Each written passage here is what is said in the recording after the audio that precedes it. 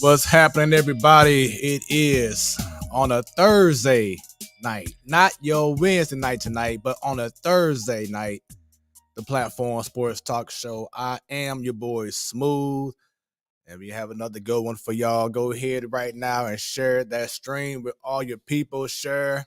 Let's go. No matter if you're on Facebook, if you're on Twitter, if you're on YouTube, go ahead and get them shares going. Right now, you see it on your screen. Let everybody know to follow us, to just subscribe to us, do all that fun stuff on a special Thursday night edition of the Platform Sports Talk Show. Next week, you already know it's the Man Cave goes down every last Wednesday of the month. Then, of course, every first Wednesday of the month, we have Ladies Night. So once again, go ahead and give us a follow everywhere you see on the screen. Share. Once again on Facebook, on Twitter, on YouTube. We on Instagram as well. We're doing big things right here on the Platform Sports Talk Show. It's a pleasure to have each and every one of you, should I say, excuse me, supporting us and watching us once again. 5 years strong. The show keeps getting better and better, and we thank y'all for the love. Shouts out to those who checked out the podcast that I was on the other day on Tuesday night. It was recorded on Tuesday night, then it was pumped up and promoted and shown, or you can listen to it online as well. My boy Brian Turner, he's part of the Man Cave. I had a wonderful time talking about my life and my love of sports and my passion. And he calls me the Renaissance man and everything. And I appreciate the time and him giving me the flowers, and definitely meant a whole lot to me. If y'all ain't checked it out, you can go right on Facebook, right on YouTube, or excuse me, right on Facebook and Twitter. Look at the link, click on it, and check it out. And, show your boy some love. But without any further ado, let's go ahead and bring in the crew. She's representing from the Boondocks. Everybody, give it up for Joe. Every time you say that, it makes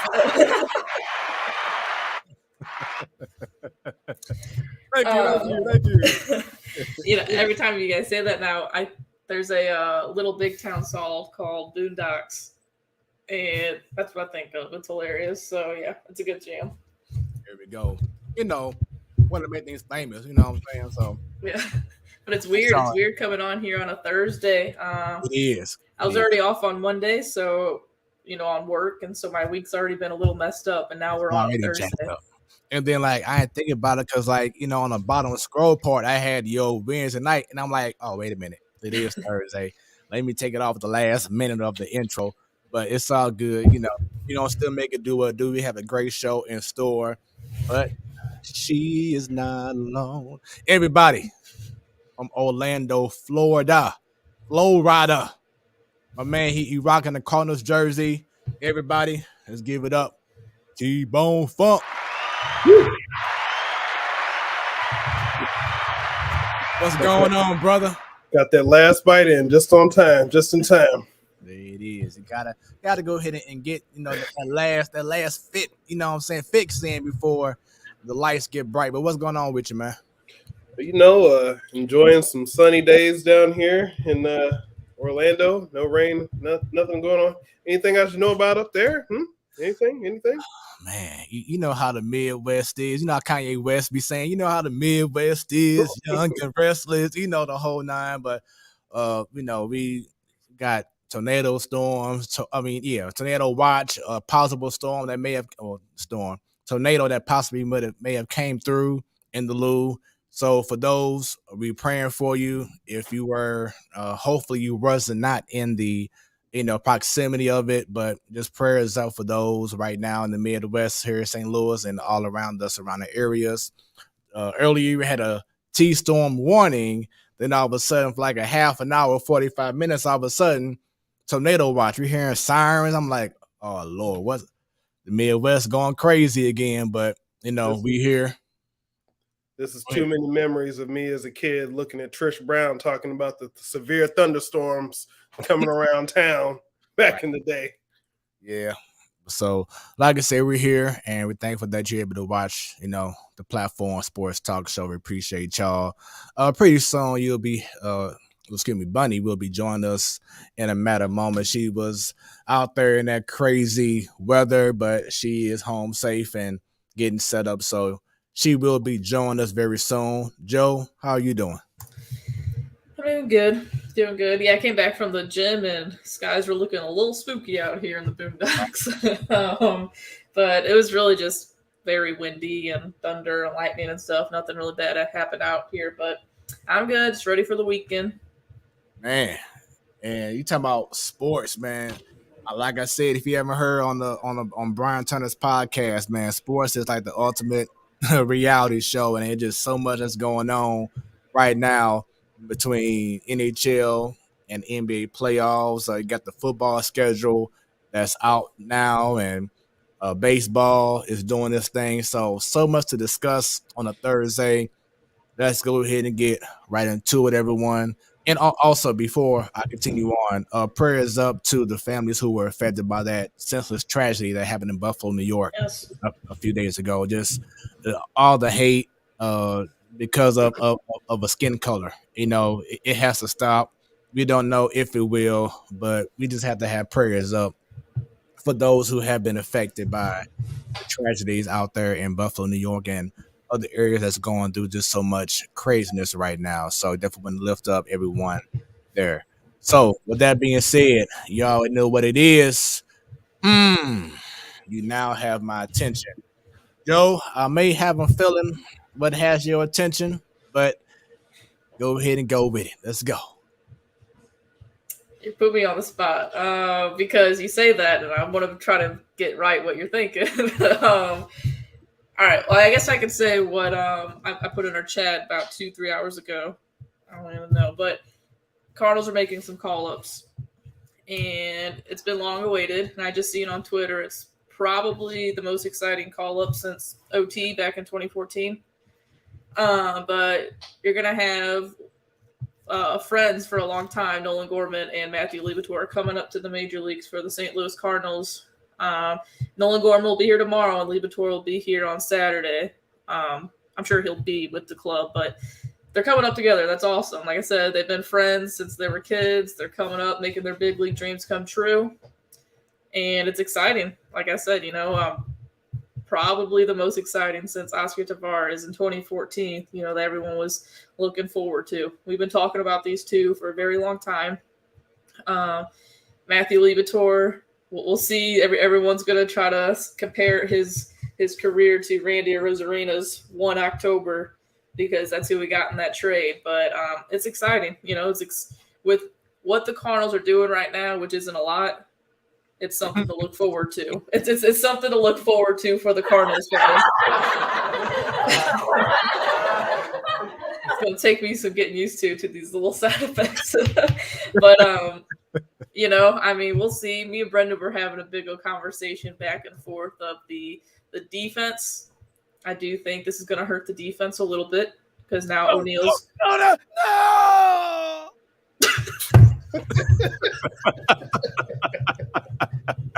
Oh my gosh. Okay. All right. Now, T-Bone, I don't know how much you knew about the Cardinals last year or not, but Fred, do you believe, with the exception of that 17-game win streak, defense is what got us to the playoffs last year? That's exactly what's been the reason why it was pitching and defense that's got us, to majority of a lot of wins, especially prior to that 17-game winning streak. So pretty much it's like if you want to go back to even, years back, I'll take it back. It was 1 year where our offense was just really just getting it, but then we had terrible defense, like during that Aledmys Diaz era, and Jose Martinez and stuff. Mike Matheny days. Right. But pretty much defense has been the thing that's carried us. But yes, I know defense wins championships, but having an inconsistent offense is not going to help you out at all. The whole feast and famine thing is not going to help us out. We need to get some guys out there who can produce on a consistent bases. Because if So he this had is that, what I'm a little nervous about though is Nolan Gorman. well, no, not like this is the thing. He's going to strike out. Everyone knows that. But guess what? Giancarlo Stanton strikes out a lot too. You know, there's a lot of guys that rope the ball over the place, but they're striking out a lot. And right now, it's not going to be any worse than Tyler O'Neill, who's got, I think, almost 40 strikeouts this year already. So, I mean, I'm tired of that excuse. It's going to happen. Right. Yesterday, he had 3 singles. You know, like he's getting on base right now. I'm worried about Brendan Donovan's been playing good baseball. Hell yeah. He's they said yesterday he's walked in 8 of his last 10 games, and he walked again today. So he's getting on base. He's not amazing at shortstop.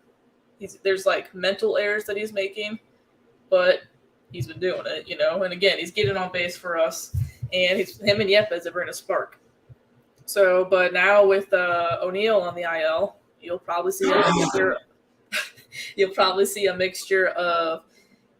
I know he already said that Edman will be at shortstop tomorrow, but you might see Edman in the outfield. You might see Donovan in the outfield. You might see Yepes, and I'm waiting for. I'm gonna say June that Dickerson's gonna be gone. Like, if you're gonna keep bringing up all these kids and they're producing and he's not, then it's just gonna have to happen. You have to cut your ties, but it's exciting, and I hope Liberatore pitches great and he gets to stay because right now it sounds like he'll probably just be, you know, a spot start because, you know, our bullpen's been worked and we had the doubleheader on Tuesday, so that's pretty much why he's up here. But hopefully it sticks and he does great. So with that being said, as you see on the screen, on the left, Nolan Gorman, on the right, Matthew Liberatore. Who has more pressure now? Is it Nolan Gorman because he's the highly touted prospect and they expect him to do as soon as he get up there and do his thing and play sound defense at second base? Or will it be Matthew Liberatore, who of course was on the other end of the famous Randy Arozarena trade that a lot of people are saying we should have never gotten rid of him, and now we're about to see why he was traded. Who has more pressure, do you feel, right now? So if you would have asked me last year, I would have said Liberatore. Right now, Randy A is not really doing anything. He was okay last year, but right now he's off to a slow start. So I don't think that's really a storyline anymore, you know, as much as Nolan Gorman coming up and people are thinking that he's going to be a savior. You can't go into this like that. The kid's 22, you know, like he's 22 years old. He's not going to come in and save our season. You just got to be patient with him. But I do think he's already changed his position from third to second, and now people are worried about Edman moving for him. So I definitely think Nolan Gorman has the most pressure, especially since our offense hasn't really been that consistent this year. Oh, yeah, that sounds good. Weren't y'all just saying a couple weeks ago that Edman shouldn't change positions like at all? Yes, yeah. I have. We both have said that, and I still stand with it because he is your best. It's kind of funny. I'm about to say this. So, yes, he is the best second baseman in all of baseball, and he's been getting better and better every game. I thought he was going to make that play today, running into right field. Right, but then I thought about this.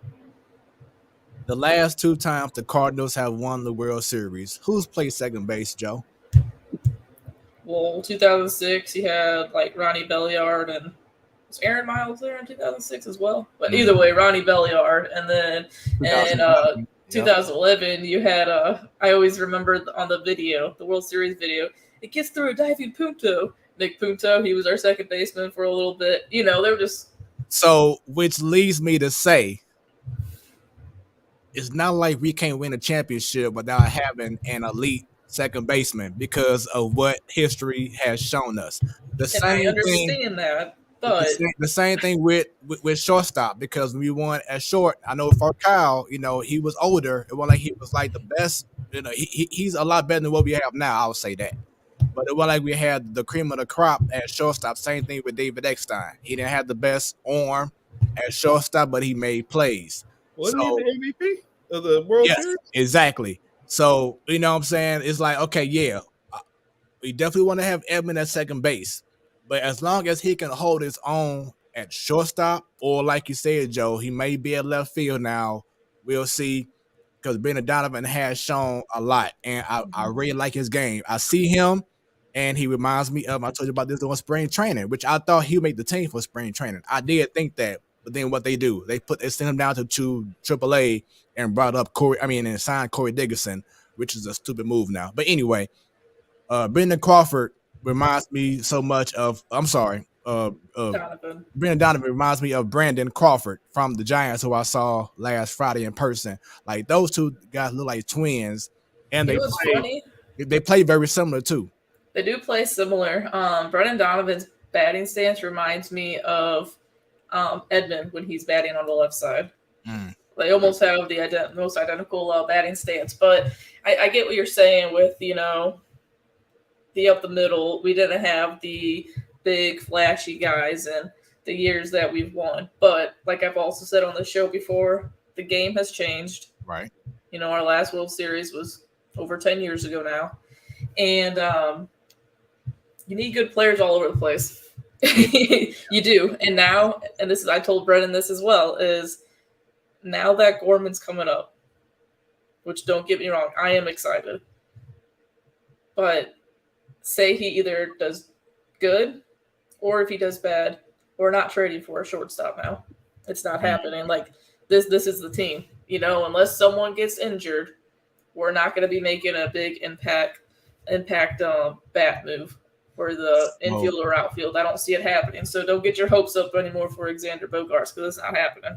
So pretty much Tommy Edmonds' days at second base are probably over unless he's taken over to give Nolan Gorman a break. It's not even just that. It's going to be, if he does good or bad, he's either going to stay here and play second, or he's going to go back to AAA. But what I'm getting at is, we're either not going to trade him if he's doing really, really well, or he's not going to do well and teams aren't going to want him. You know what I'm saying? It's I don't know. I understand where you're getting at it. We're kind of like in the catch-22. Yeah, so, it's a really exciting time for Cardinals fans with these guys coming up. It's just, Sounds like a good problem to have.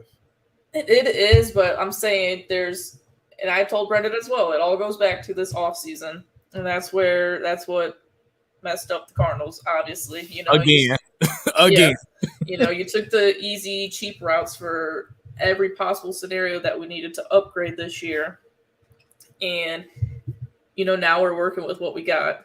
And it may not be the best, but I don't know. It's going to be interesting. I'm excited to see both of them. This is what we've been looking forward to, definitely all this year.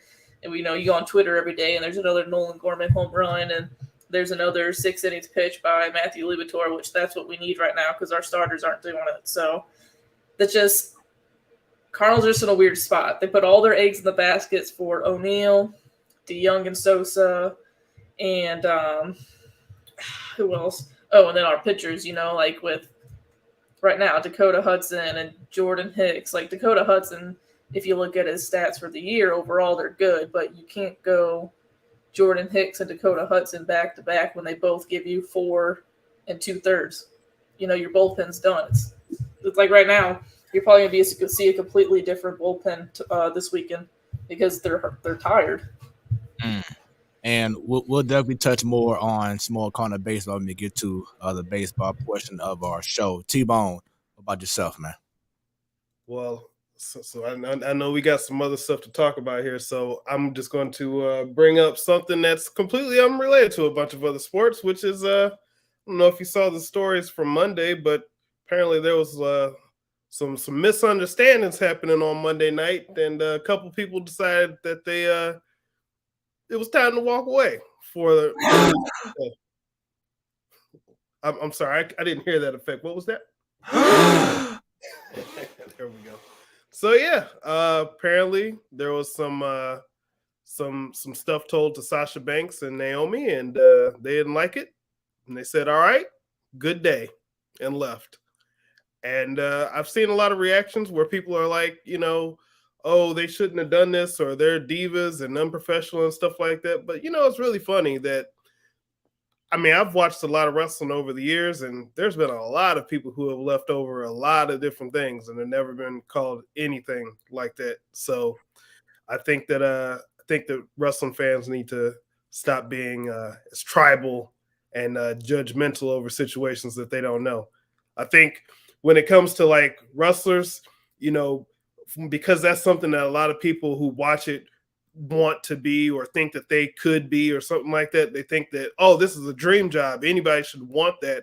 I think there's that disconnect that people have when people are not happy with something where they feel like, oh, who are you to be upset with this thing that I love? How could you turn down doing? I'd love to do that. And it's like, well, you don't have the knowledge, skills, and abilities that these people do. So I don't think that, you know, fans should just jump over people for doing the same thing that they would do on a job that pays a lot less.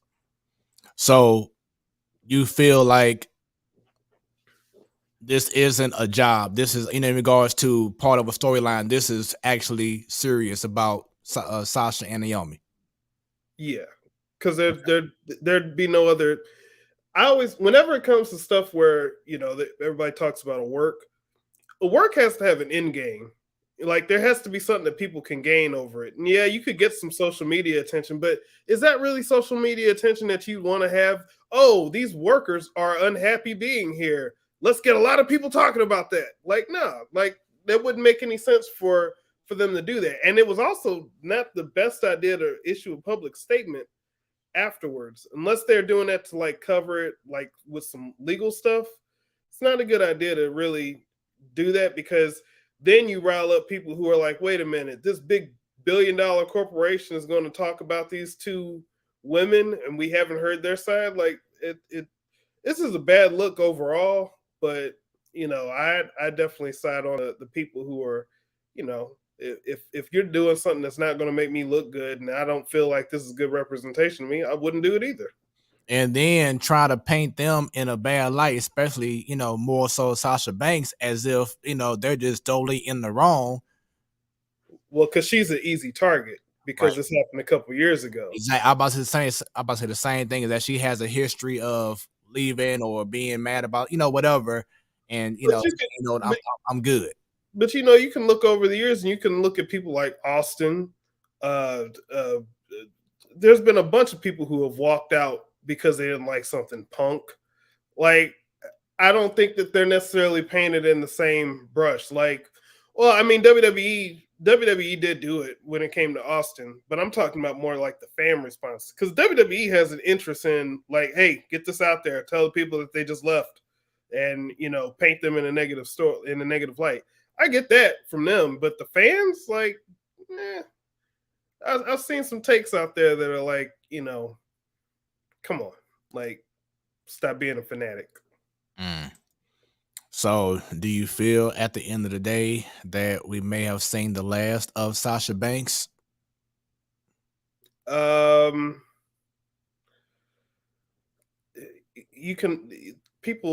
Things always happen. Like, who was that? Zelina Vega a couple years ago had a whole thing where she even mentioned the word union, and then all of a sudden she was back within like 6 months. So, I mean, anything could happen with that. Mustafa Ali, like he publicly said he wanted out. Now he's back on TV. So right.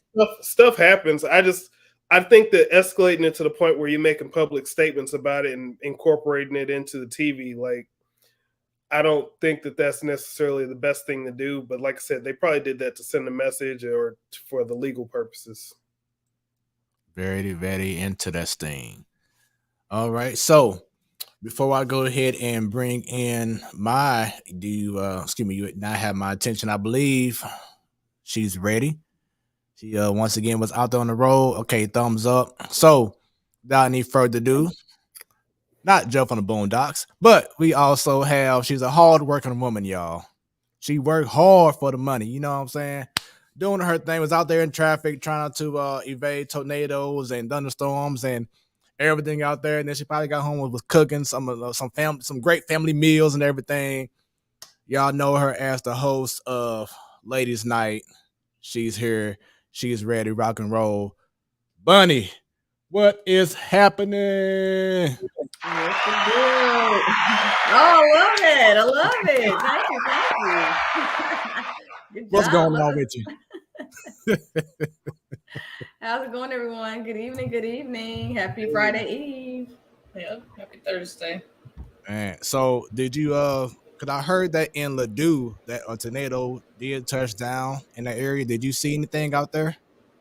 I didn't see it, but I heard them tornado sirens go off 4 times. Yeah, me too. I say, oh, well, what the heck? And then in my office, it's not a lot of people in on Thursdays anyway. We have a hybrid schedule, and it was already like 2 people there that were about to leave. And I'm like, I don't know you, but I'm like, is this normal? Like, what we supposed to do besides going to the stairwell? And I forgot what a stairwell is. I mean, think about I don't go into this building often, and I got hired during the pandemic to where you work remotely. I didn't get the full tour. So anyway, it was scary, but I survived. I'm here. Long commute home, but I'm here. We're thankful that you're here, and to our other co-host Stan. Shouts out to your brother. Hope everything is good with you, and look forward to having you back next week. So with that being said, Bunny, Joe's thing that had her attention was the trade. Excuse me, not trade, but the call up with Nolan Gorman and Matthew Liberatore, two of the top 5 prospects from the Cardinals. T-Bone was about wrestling with Sasha Banks and Naomi, pretty much walking away from Monday Night Raw this past Monday. What about yourself? What has your attention? Wait, I want to go back to T-Bones. Sasha Banks and what's his name? They walking away?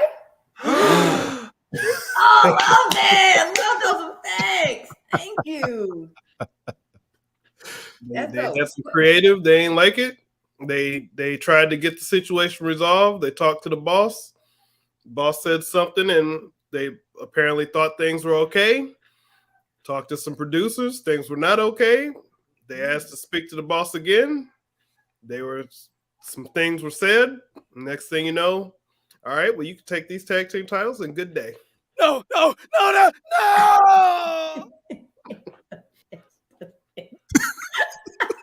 I love it, though. I love it.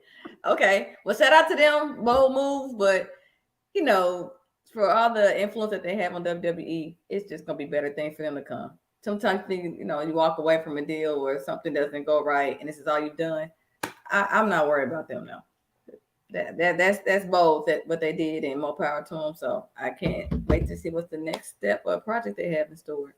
And T-Bone, now that I think about it, and Bunny just kind of said something that kind of like made me trigger something. But we're in this stage in 2022 about more women empowerment going on. And I know that you said that you feel people are taking things way different in regards to how Sasha Banks, especially her, but just her and Naomi in general. But do you feel because they are Black women, they're women in general, that they're taking it harder because of that? Well, let's look at the sample here. Who else did something similar not too long ago? Like you said, I know Ali said he wanted to leave. I mean, like within the past 3 months. I'm trying to think. Who was it? Toni Storm. Did. Exactly. Toni Storm not only left, but she paid for her own plane ticket to go back to Australia. And the people on the internet and the reactions from the different, influencers, because that's what I call a lot of people on the internet as far as, reporters. A lot of the influencers were like, yeah, good for Toni Storm. She deserved better. Oh, man, look at how they're doing her. They're having Charlotte just wipe the floor with her, throwing pies in her face. I'd leave too, blah, blah, blah. Now you have Sasha Banks and Naomi do it, and they're like, oh, divas. Just divas. Oh, disgusting. So unprofessional. How could they do that? I couldn't imagine anybody just coming to a thing and just leaving. Oh, wait, Jeff Hardy just walked out into the audience and just left where people thought he was high? Forget that. But these women, oh, terrible. Just terrible. Got you. All right. So, Bunny, what has your attention? We're going to talk about tonight anyway, though. The Nick Saban, Deion Sanders, and Jimbo Fisher. Okay, yeah. So that was exactly what was on what has my attention. So let's go ahead and get right into it because, our favorite topic over the last 2 months has been, NIL and transfer portal. Let's see, someone's phone jumping, popping. Okay. But once again, one of our favorite topics recently has been NIL. And as of this morning, Nick Saban pretty much started a whole firestorm. And I'm gonna go ahead and play some audio, y'all, in a video. So let's just sit back and enjoy the conversations, and we'll go from there. Just check it out, y'all. And you read about them. You know who they are. I mean, we were second in recruiting last year. A&M was first. A&M bought every player on their team, made a deal for name, image, and likeness. All right, we didn't buy one player. All right, but I don't know if we're going to be able to sustain that in the future because more and more people are doing it. So Nick Saban is accusing Texas A&M, who led the league who led the whole college in regards to having the number one recruiting class. So jealous. That's the first thing I think about when I hear him complaining. Out of all people, that's literally the pot on the kettle black. And what's crazy is that T-Bone, I thought about you immediately once I saw this and heard about this, and I remember the conversation we had about HBCUs, especially Jackson State, where Deion Sanders is. Finally putting them on the map. So then, with that being said, let me go ahead and play. The state paid a guy $1 million last year. Hold on, I'm sorry. Let me go ahead and play this video and let y'all see it as well. 1 second. Here we go. Read about it in the paper. Hold on, I'm sorry. Let me do it again. No, you're okay. You're the jack of all trades, so They got $1 million last year. Here we go. Read about it in the paper. I mean, Jackson State paid a guy $1 million last year that was a really good Division I player to come to the school. It was in the paper, and they bragged about it. Nobody did anything about it. So it once again, T-Bone, this reminds me of you talking about how these big time schools are going to be trying to find a way to hate or whatever against HBCUs and what Deion Sanders is doing at Jackson State. Yeah. I mean, no surprise. That's we had a whole conversation where I said, as soon as players start choosing to go to those schools and they feel like they're losing out on something, that the whole thing was going to be like, wait a minute. Oh, you're taking away from little old Alabama. Oh, well, what are you doing? What are you doing to us? We can't recruit players now. And when it comes to this, I told you, all this is all about money. And when you have the top players going to a very concentrated amount of schools, they make a lot of money. But the minute that this gets spread out to everybody else, now their money's in jeopardy because Jackson State isn't playing the same schools that Alabama's playing, which means that pool of money is being spread out. Tennessee State, Alcorn, Grambling, they're not playing the same schedule as Alabama, which means oh wait, some more people might be interested in some other football besides just our schools that everybody sees all the time. Like, I mean, once you start having the players go, then the eyes follow. And that's what I've always said. I'm like, that's the competitive advantage that they have. They feel like they get the elite players, which the national networks want to have the best football on. So, I shouldn't even say the best football, the most name recognition, the people who are going to get the most eyeballs. And if you find a way to get those eyeballs on other people, the people who had those eyeballs are not going to like it. So I knew exactly where that was going to go. So then Deion Sanders, in response to what Nick Saban said, he pretty much said in the tweet that we as a people don't have to pay our people to play with our people. I mean, what else can you say? If people don't understand what that our people is, and keep emphasizing the people, he meant amongst black people. T-Bone, you hit the nail on the head. Of course, it's about money. And piggybacking off of what Smoooth said, when he first started off, he said conference. I mean, he said the college league, and then you change the conference, but they do act like it's a league now. As far as any league you're in, as a professional, you get paid. So you all know I've been complaining about these players not getting paid prior to the NIL becoming legal. But it's like I said, the pot calling the kettle black. You can't tell me for Alabama football, and spin it off to basketball for Duke basketball, that these players are just going off their name alone. And for football specifically, because there's so many people on the roster, on the college roster, you can have like 100 people. Everybody's not on a full scholarship, but enough people are. You can't tell me that everybody's choosing Alabama because of their name. That's it.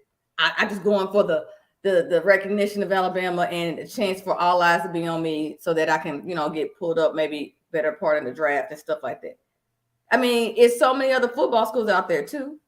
SEC is dominant in football school. So Alabama, to get a hand up on some of those recruits, you can't tell me it's not certain payments or stuff going on. Now, Saban is sitting here trying to call out Jimbo Fisher and Deion. Out of all people, Texas A&M has been competitive, but not on that SEC top 2-3 schools level. And Jackson State's just getting name recognition outside of HBCU football. So the nerve to try to put them out there like that, and it's like, you're not perfect, but because somebody's starting to put their hand in the pot, that usually does, and you have a problem with it, but you've been doing it for a while. So basically it's dominancy of, I got the talent pool that now I don't have as much. You still got recruits and people still going to your school, but it's a problem now. And it calls somebody out, like those two coaches specifically. There's other coaches you could call out too, but I'm like, see, you want that smoke. I'm telling you, you want it, they're giving it to you. And this is just the beginning, y'all. Y'all know this is not over. Because after this, I bet you, if it was NCAA was serious about what they do and say, start an investigation of the Alabama program. If it's not about people getting paid that shouldn't have been, the practices, the long hours, people not graduating on time, the academic too, all the corruption we hear that happens for players to be playing on the field and they, quote unquote, didn't do the right way of being on the field will be exposed because nobody's program is perfect. So call him out. I'm just saying, he started it. Let's finish it. So with that being said, Bunny, I have a response from Jimbo Fisher. Shame that we have to do this. It's really despicable. It's despicable that somebody can say things about somebody and an organ. More importantly, 17-year-old kids. You're taking shots at 17-year-old kids and their families. And they broke state laws. They're all money. We bought every player on this group. We never bought anybody. No rules were broken. Nothing was done wrong. It was all and the way we do things, the ethics in which we do things. And these families, it's despicable that a reputable head coach can come out and say this when he doesn't get his way or things don't go his way. And the narcissist in him doesn't allow those things to happen. And it's ridiculous when he's not on top. And the parity in college football he's been talking about, go talk to coaches who coach for him. You'll find out all the parity. Go dig into wherever he's been. You can find out anything. And it's a shame. You got to sit here and defend 17-year-old kids and families. And Texas A&M, because we do things right, we're always going to do things right. But we're always going to be here.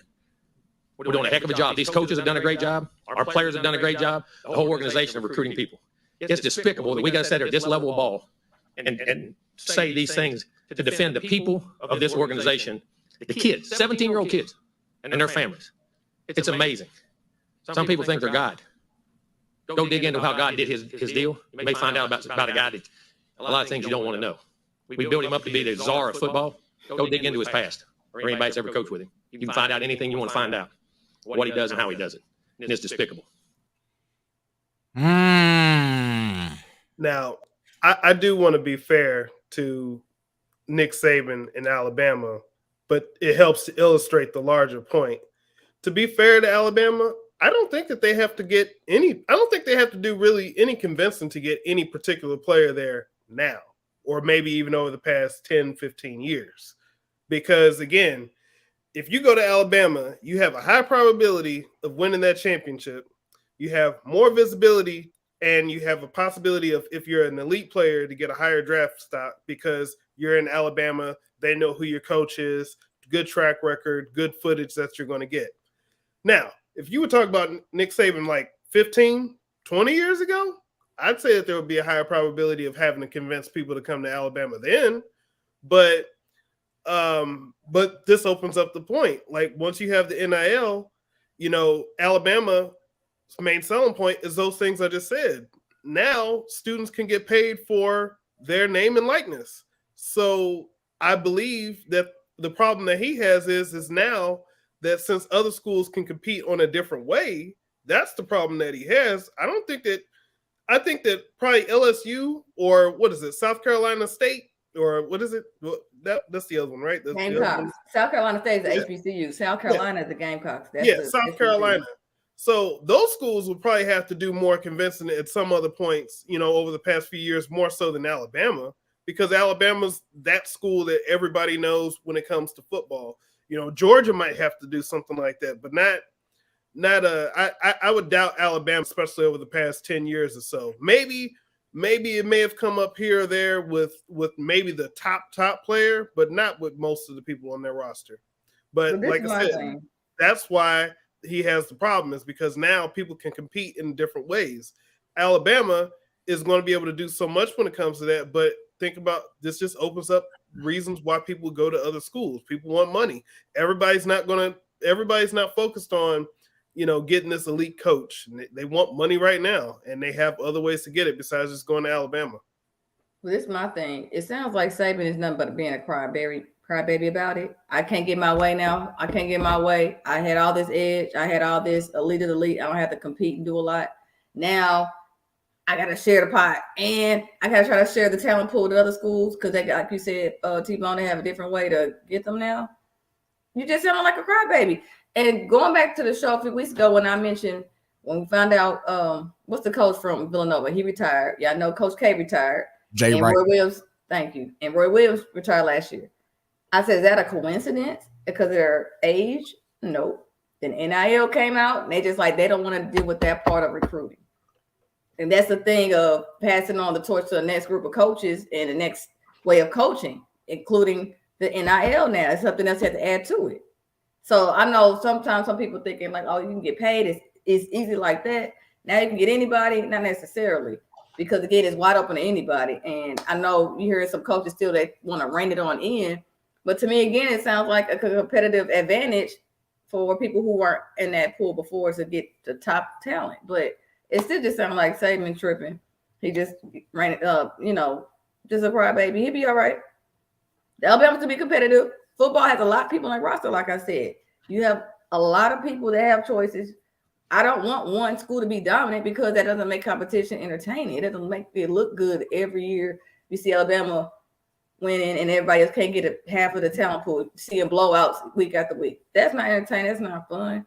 So I'm glad it's it's still not balanced all the way you are, but it's a little bit better. And again, to call out the coaches is my issue. Y'all are men. You know how y'all talking about women be catty and we may get into it and nah. But if it's a man, you got to beef with somebody, take it to him. Why you got to go in front of the camera and call him out like that? That's something I would expect women to do. But you a man that doing it? Come on now. Really? Take it behind closed door and duke it out or whatever y'all got to do. But don't put this out on the blast. So real coaches of the SEC? Right. So Nick Saban did come out later on today. A retracted statement, kind of not kind of, but he admitted that it was a mistake and that he should not have singled out anybody. So he did say that. But also, Jimbo Fisher said that Nick Saban called him and reached out to him, and Jimbo Fisher didn't take the call. He said, "No, I'm good on you because I know who you really are." So he ain't even trying to hear anything from Nick Saban no more. So those two teams play on October the 8th, I believe. So that's going to be some must-see TV for all the college football heads right there. So definitely stay tuned for that. And as you are staying tuned to your Wednesday night Sports Delight, I am your boy Smooth. Right over here, we have T-Bone. Right down below, she got the Prince sign going on. We got Jumbo. And then right out of corner we have your girl Bunny. There we go, your Wednesday night on a Thursday Sports Delight. And of course, when you're on YouTube, Bunny, people have to subscribe and click on that good old bell, baby. Because Joe, anytime we go live, you will be notified. Let's get right into some NHL hockey. Joe, I'm about to put up on the screen how we're looking right now with the playoff bracket. Go ahead and break it down for our hockey people out there. All right, well, guys, we are in the second round now. Let's do the East first, just because that's not where the Blues are at. But let's see. So you got the Panthers. They beat the Caps. and they are now playing the Lightning, which if anyone knows anything about hockey, the Maple Leafs, you just don't know what else they can do. They haven't been past the first round in I don't know how long. They got probably one of the best teams on paper that you can imagine. Good offense, good defense, good goalie. They just can't do it. They lost in overtime on Game 7 on Saturday. So Lightning and Panthers are playing each other. Lightning's up 1-0 in that round. And then you got Carolina Hurricane beat the Bruins, and the Rangers beat the Penguins in dramatic fashion. I'm sorry. Oh my gosh, why am I blanking? I don't even know what I was going to say. Anyways, we got the Rangers and the Canes. And the Canes came back in dramatic fashion last night. They were losing the entire game, tied it, and with like 2 minutes left in the game, and they won it in overtime. So that was awesome. They're just like unstoppable at home. And then you go over to the West Coast. You got the Oilers and Connor McDavid beat the Kings. And you got the Battle of Alberta going on in Calgary right now. And if you guys seen anything about that game last night, it was goal after goal after goal. Flames came out to win that one, and Matthew Tkachuk had a hattie. And then you go up to we talked about this last week because that's how bad it was. The Avs swept the Predators like easy peasy. And then the Blues beat the Wild in 6. Blues are down 0-1 in the series against the Avs. And we got Game 2 tonight. Thank you for the breakdown. So let's get right into the Blues and the Avs series. It was a real heartbreaker. And I hate, it seemed like every time there's a game like Game 1 in which Benner was obviously the best player on the ice and he held things down. Some people are saying that could have been his best performance in the playoffs, but then we still lost the game. That's the part that sucks to me. Yes, definitely his best performance, even in 2019, even Game 7 against the Stars, Game 7 against the Brewers, that was probably his best game in the playoffs. And you can look what the Avs fans are saying, and honestly, anyone will say. We did get lucky with some stuff. There are a lot of crossbars and posties in that game. They very well could have been up 7-1, but Jordan Binnington made incredible saves that you play floor hockey and you make with your hands. He was outstanding. Question. Yeah. They said with Binnington that he did have to defend a lot of shots on goal, so he did a great job, but he still shouldn't have had to do that. So was that a breakdown on the Blues defense? So way too many shots. What I think it is that the Blues tried playing the Avalanche's game. They tried being fast and just being fancy. That they're not that team. Yes, they're a little bit faster this year than I can ever remember, but they're not that team. They're a pressure team, cycle the puck, forecheck, and they weren't doing that. I like the second period into the third period, I thought the Avs were on a 30-minute power play. That's how bad it was. Like, it was terrible. We barely got in the zone to get any shots on net. I think we had 2 shots on net in the second period. And then in overtime, we didn't get a single shot off net. So they can't try to be the Avalanche. They have to be the St. Louis Blues. If they be the St. Louis Blues, then this series, it's not going to be what it looked like in Game 1. Game 1, it just looked like the Avs walked all over us, even with how incredible Jordan Binnington was. So, Joe, for those who may not be familiar with the Blues style, can you just pretty much break down a little bit of what is the Blues style of play? What's going to be the best way for them to beat the Avalanche in this series that's going to be very tough for them? Yeah, like I said, it's just, forechecking and keep just trying to get the puck in the zone and cycle it. You're trying to wear down their guys. And then, everyone keeps bringing up the altitude in Colorado, So that's another thing that the Blues dealt with in Game 1. But they kept passing it to nobody. They got to know that the Avs, they're super fast. Every pass is perfect. You just got to be smart. They got to play heavy. We're not that team like we were in 2019 where we, checked everyone against the boards, but we can still do that. We still got Shen. We still got Bortuzzo that can do that. But they were just trying to be too fancy. We got to get shots on net. What's his name? I think it's Grubauer. No, Darcy Kemper's their goalie. he's not Dominic Hasek. You know, like we had 26 shots on net, and he saved 23 of them. You know, that's just not good. To get some shots on net, put some traffic in front of the net, good things are going to happen. And also, Booch, Tank, and Thomas, they didn't get a single shot on that. And that's why Craig Berube changed the lines up. I was about to say, what's the adjustment Berube's going to do? Because he's good at doing that, make those adjustments on the lines. Yeah, he changed the lines up. So hopefully, like Ryan O'Reilly, beautiful. You know, he's been great. He's been your best player on the ice besides Jordan Pennington since he's came in. And again, I said it like last week. Michaela said seems like he's the game changer, and so far he has been. So what's next for the Blue? Oh, I'm sorry. Go ahead.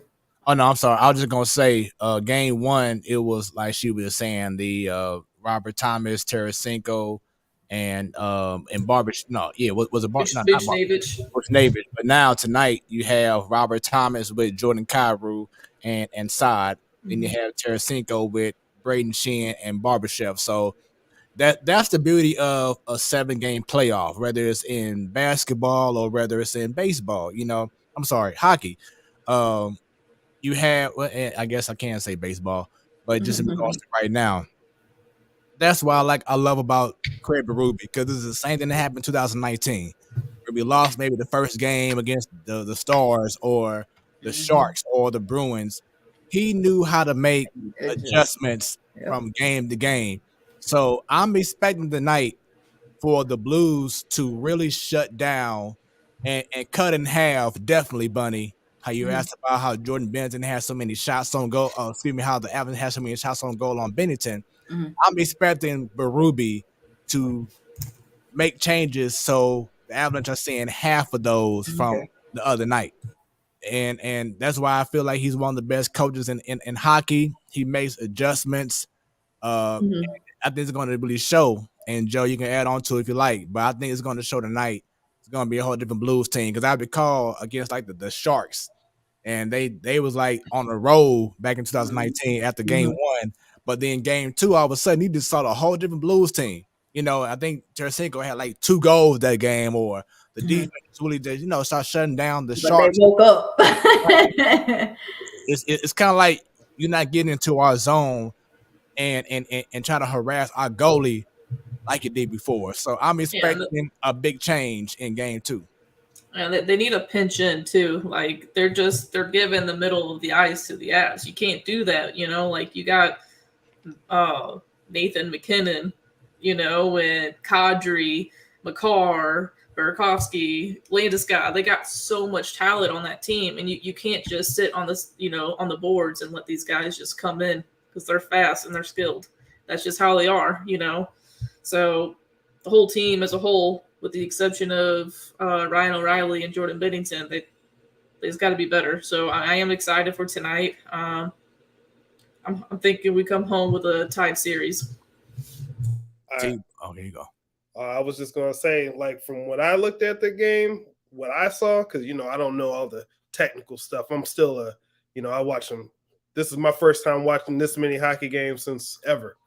But what I saw was the Blues basically showed the Avalanche, listen, if you're going to beat us, it's going to take a lot to beat us. And yeah, they got that win, but that to me would send a message that, look, you got the win, but it took you so much.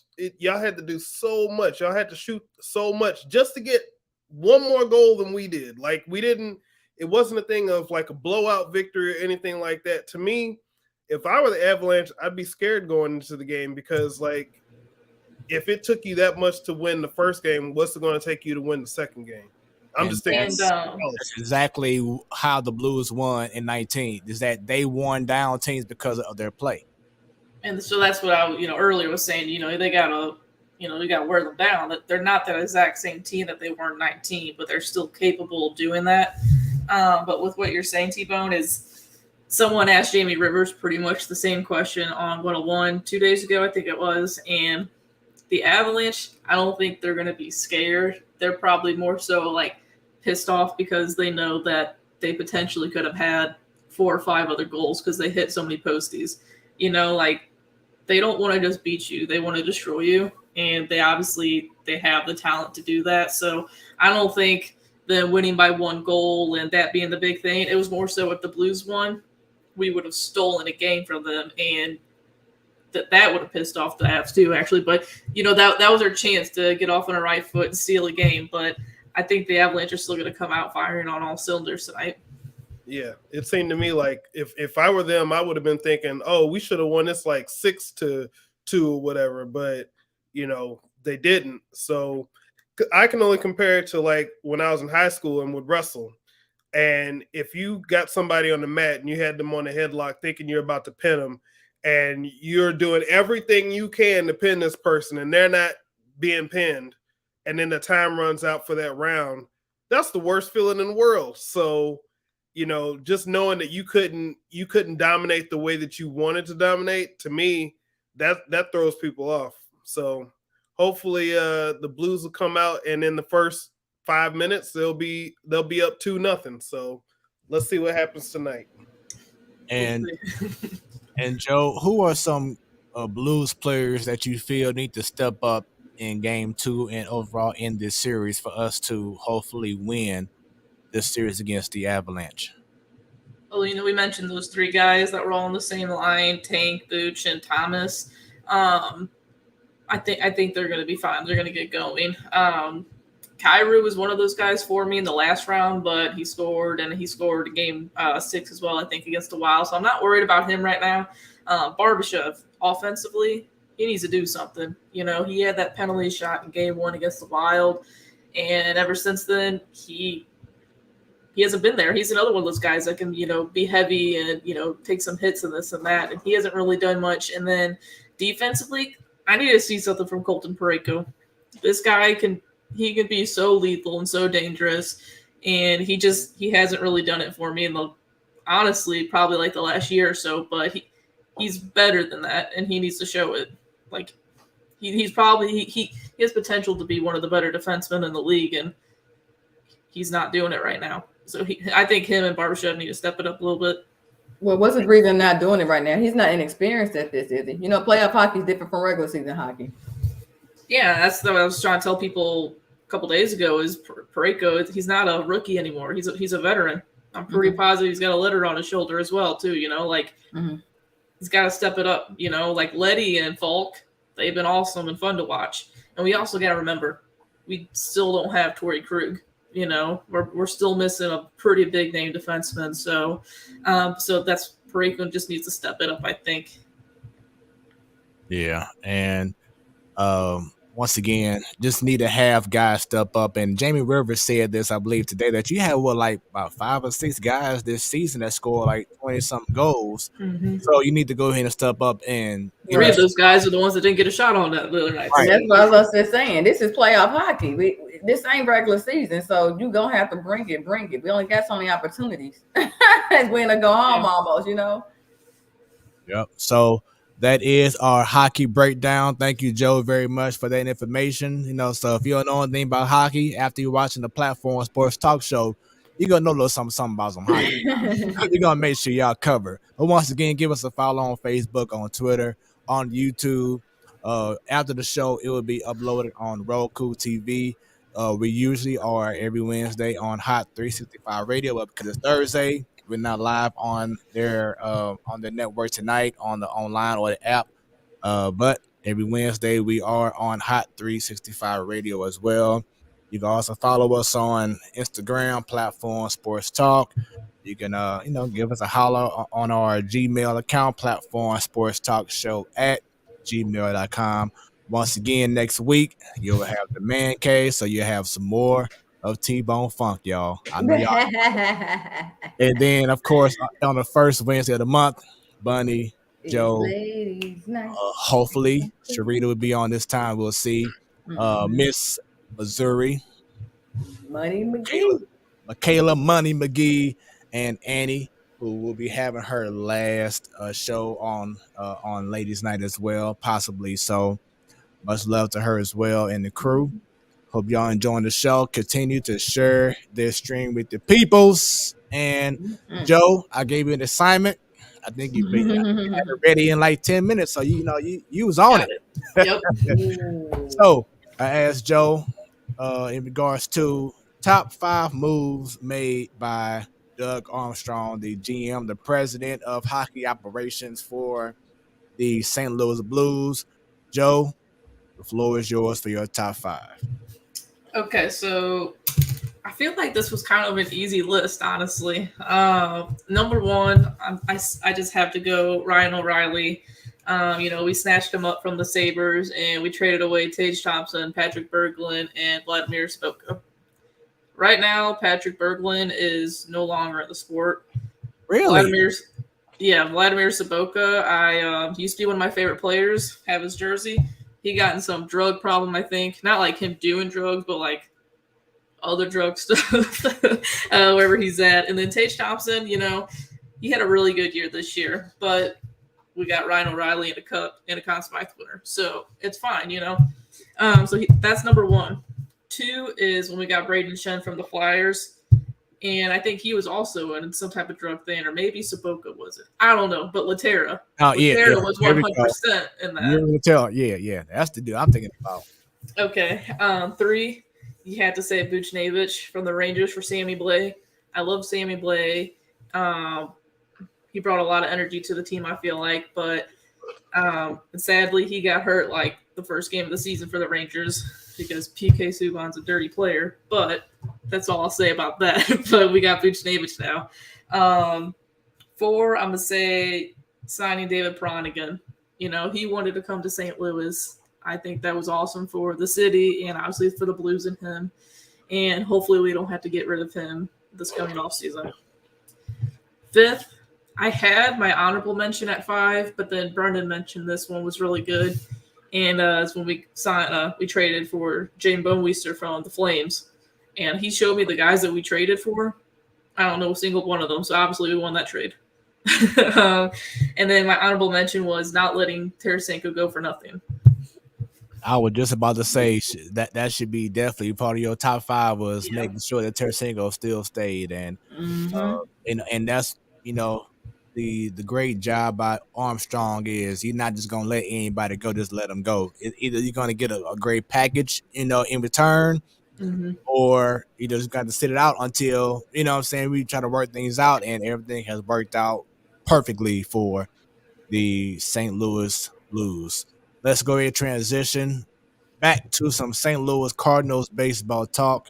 Today, we lost a heartbreaker again. We gotta talk about it next. We gotta talk about it, Joe Bo. That's part of sports, man. The passion fan base here, man. We gotta talk about it when it hurts. Yeah, so we had opportunity to at least take a split, excuse me, in New York, and we didn't do it. Giovanni Gallegos gave up a home run to Pete Alonso.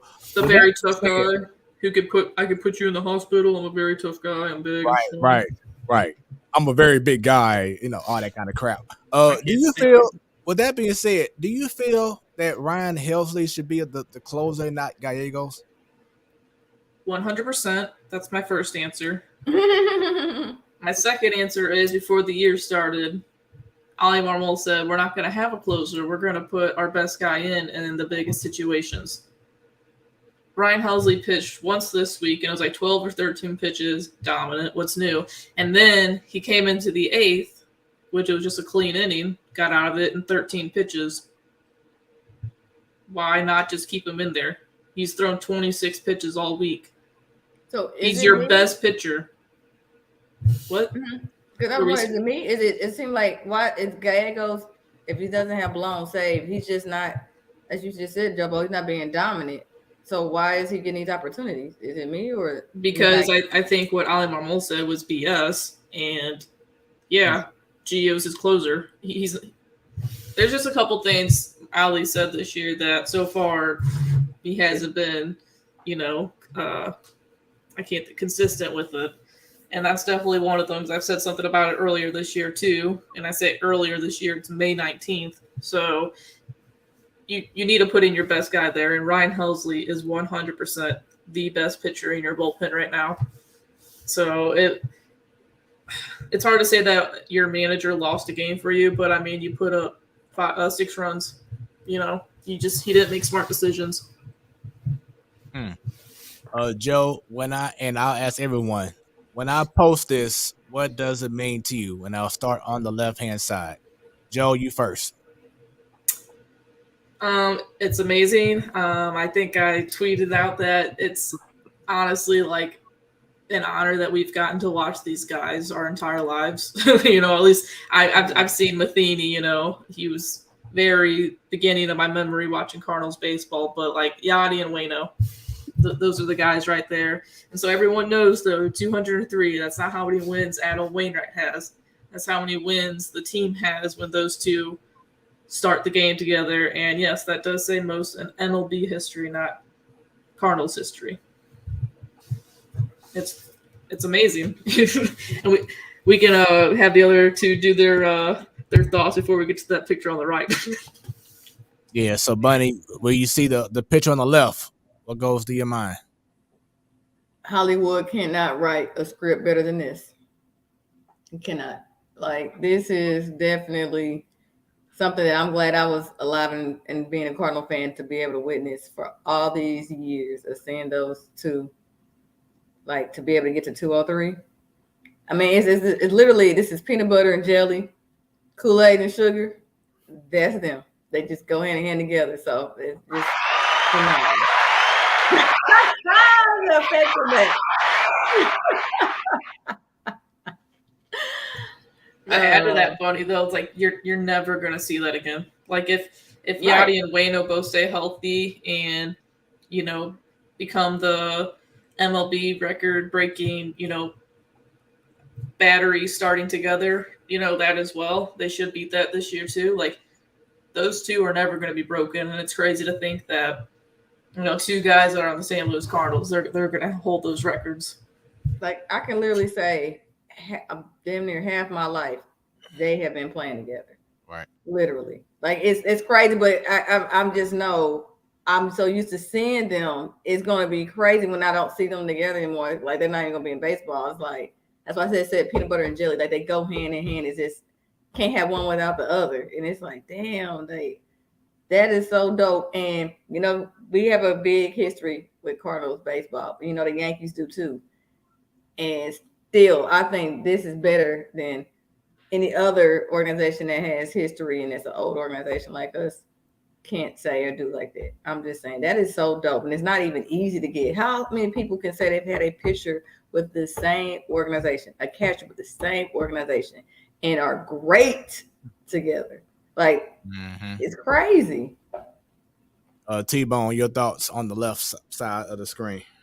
I'm thinking about it now, and that basically coincides with like the Busch Stadium that we have now, right? Like, they didn't really play that much in the old stadium, so this is basically their stadium, right? If you think about it, they didn't play at all at the old stadium. Yeah, it would have been that first year is when he would have actually starting, right? Yeah, because I believe he was there, but then two together.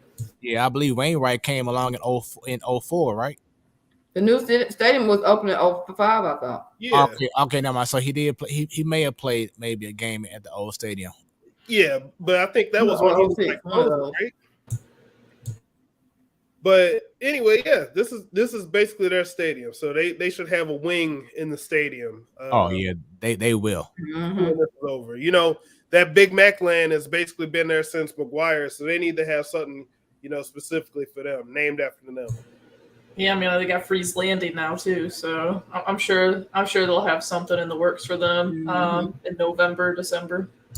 And I hope that the Hall of Fame group, you know, Molina doesn't get enough love to me, and we're in St. Louis area, and the St. Louis Cardinals fans know how he is, but outside, the writers don't give enough love for him to me. But he definitely is a first ballot Hall of Famer. We know Waino should be able to get that too, but it just seems like Yadi's gonna have to try a little harder, and it shouldn't be that way. That number alone is just so 203. Who else can say they've done that with another pitcher or a catcher do that with a pitcher all these years? And they win together too. It's not like they just suck and put them out there. No one can now. All right. They've been saying that Yadi has the higher chances of getting in over Wainwright. So Wayno won't be a Major League Hall of Famer. He'll 100% be a Cardinals Hall of Famer. And I brought it to Brendan and my brother's attention on Sunday. If Wayno could somehow, some way, get to 200 wins this year, I'm guessing he would have to literally win every start the rest of the year. Then I think he'd start to get a little recognition, but I don't think he makes the Major League Hall of Fame, but 100% the Cardinals Hall of Fame, and everyone knows. I mean, there's some writers out there that start to give Yachty some of the recognition that he deserves, but durability should 100%, be one of those things that get looked into with Yachty, because even when we were in San Francisco playing on Buster Posey Day, Yachty, he passed some milestone, and Buster Posey was saying that, guys were looking up to him.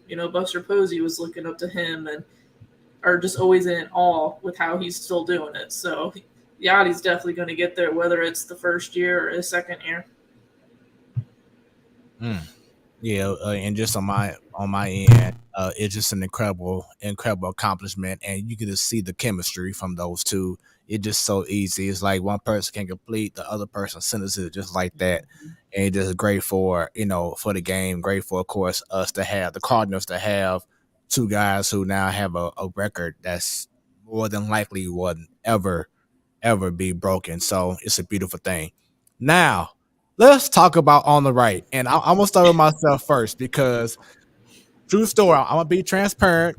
Platform Sports Talk Show is what we do. We keep it real, keep it 100. So my wife and I, shouts out to Jamie, we chilling at the Saunders Experience. Had a little drink going on, a little drinky drink. And I look over on TV and the game kept back on ESPN. And I'm like, whoa, wait a minute. Like, Jamie, what'd you put in my drink? I'm like, wait a minute. I'm like, there we go. It affects. I love it. I'm like, wifey, Pujols is pitching right now. Like, this is crazy. But it was like, it made sense because we had a huge lead. So it was like, why waste our own, bullpen, whatever. But I'm like, that has to be awesome. That on Sunday Night Baseball, starting out with Wainwright and Molina. Molina hit a home run, like he hit a bomb that game. Goldschmidt hit a bomb, or Renato hit a bomb, and then to cap things off, you had Pujols pitching for the first time ever. And I thought one of the coolest things was seeing the Giants players and coaches. They all laughing like little kids. They taking it all in like, wow. Longoria wanted the ball that he got hit off. Right. It's like, man, Pujols is straight pitching to us. Yeah, like you said, Joe, I want to keep that ball and autograph it, tell my kids, the whole nine. But it was just a surreal feeling that it happened. Then it made me mad because Friday night we was at the game. They didn't put any rest for you guys.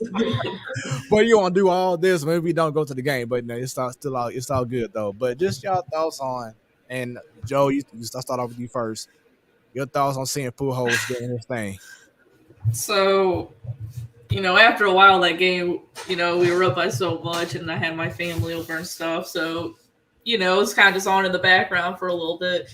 And then I was texting my uncle about hockey, and he was like, "Did you see that?" And I'm like, "Sorry, don't know what you're talking about. I'm watching Albert Pujols pitch in a Major League Baseball game." And he's like, "What are you talking about?" Had to send him a picture of it for proof. Like, I saw that, and I got Katie Woo's alert tweet on my phone saying that Albert Pujols is pitching, and I was mind blown. It was hilarious. I think I was laughing the entire time. He got lit up a little bit. He's got like a 36 ERA now, but it was fun to watch. He put the ball in his back pocket right away, and that's what baseball's about. Sometimes, the Giants, they didn't care that they lost that game. They were just having fun. It was really cool. The little kids game that we always say, but I hope we don't have to see it again. But it was awesome. Right. Bunny, how about yourself? I enjoyed it, and again, on the matter of transparency, I was watching the NBA playoff game, heartbroken that CP3 and the Suns got their asses kicked. Ooh, coming soon, y'all. Talk about that coming soon. But right as I turned that off, that's when I put on the ending of the Cardinals game, top of the ninth. It's when I saw Pujols, and I'm like, "Am I seeing things?" I said, "Okay."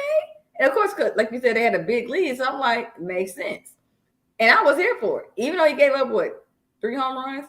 We had a big lead anyway, but I'm here for it. Add that to your storybook career, and this is another thing you can check off. Like, have you pitched a game? Yep, you got thousands of it. Well, not thousands.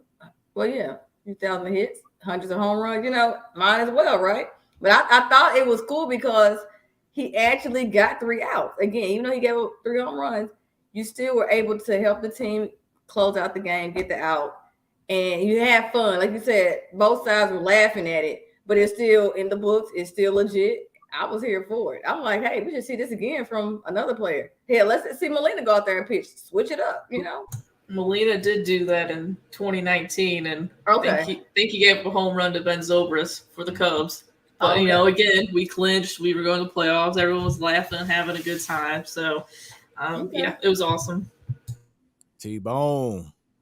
I was watching that game till probably about the 7th inning, and I was like, I think they got this. And, I have the ESPN app on the TV, so I switched over and we were watching something else. And then I saw the group message, and I said, wait, Pujols is pitching? I said, I'm sorry, we got to stop what we're doing right now. Let me turn this TV over here. This must be a joke. And I'm like, nope, not a joke. This is not a drill. So I was looking at it, and I was like, well, he's got a 13-run cushion, so he could give up a couple of these home runs and still be okay. So it was interesting to see, and I was glad to be able to see it. And Sunday Night Baseball, national television.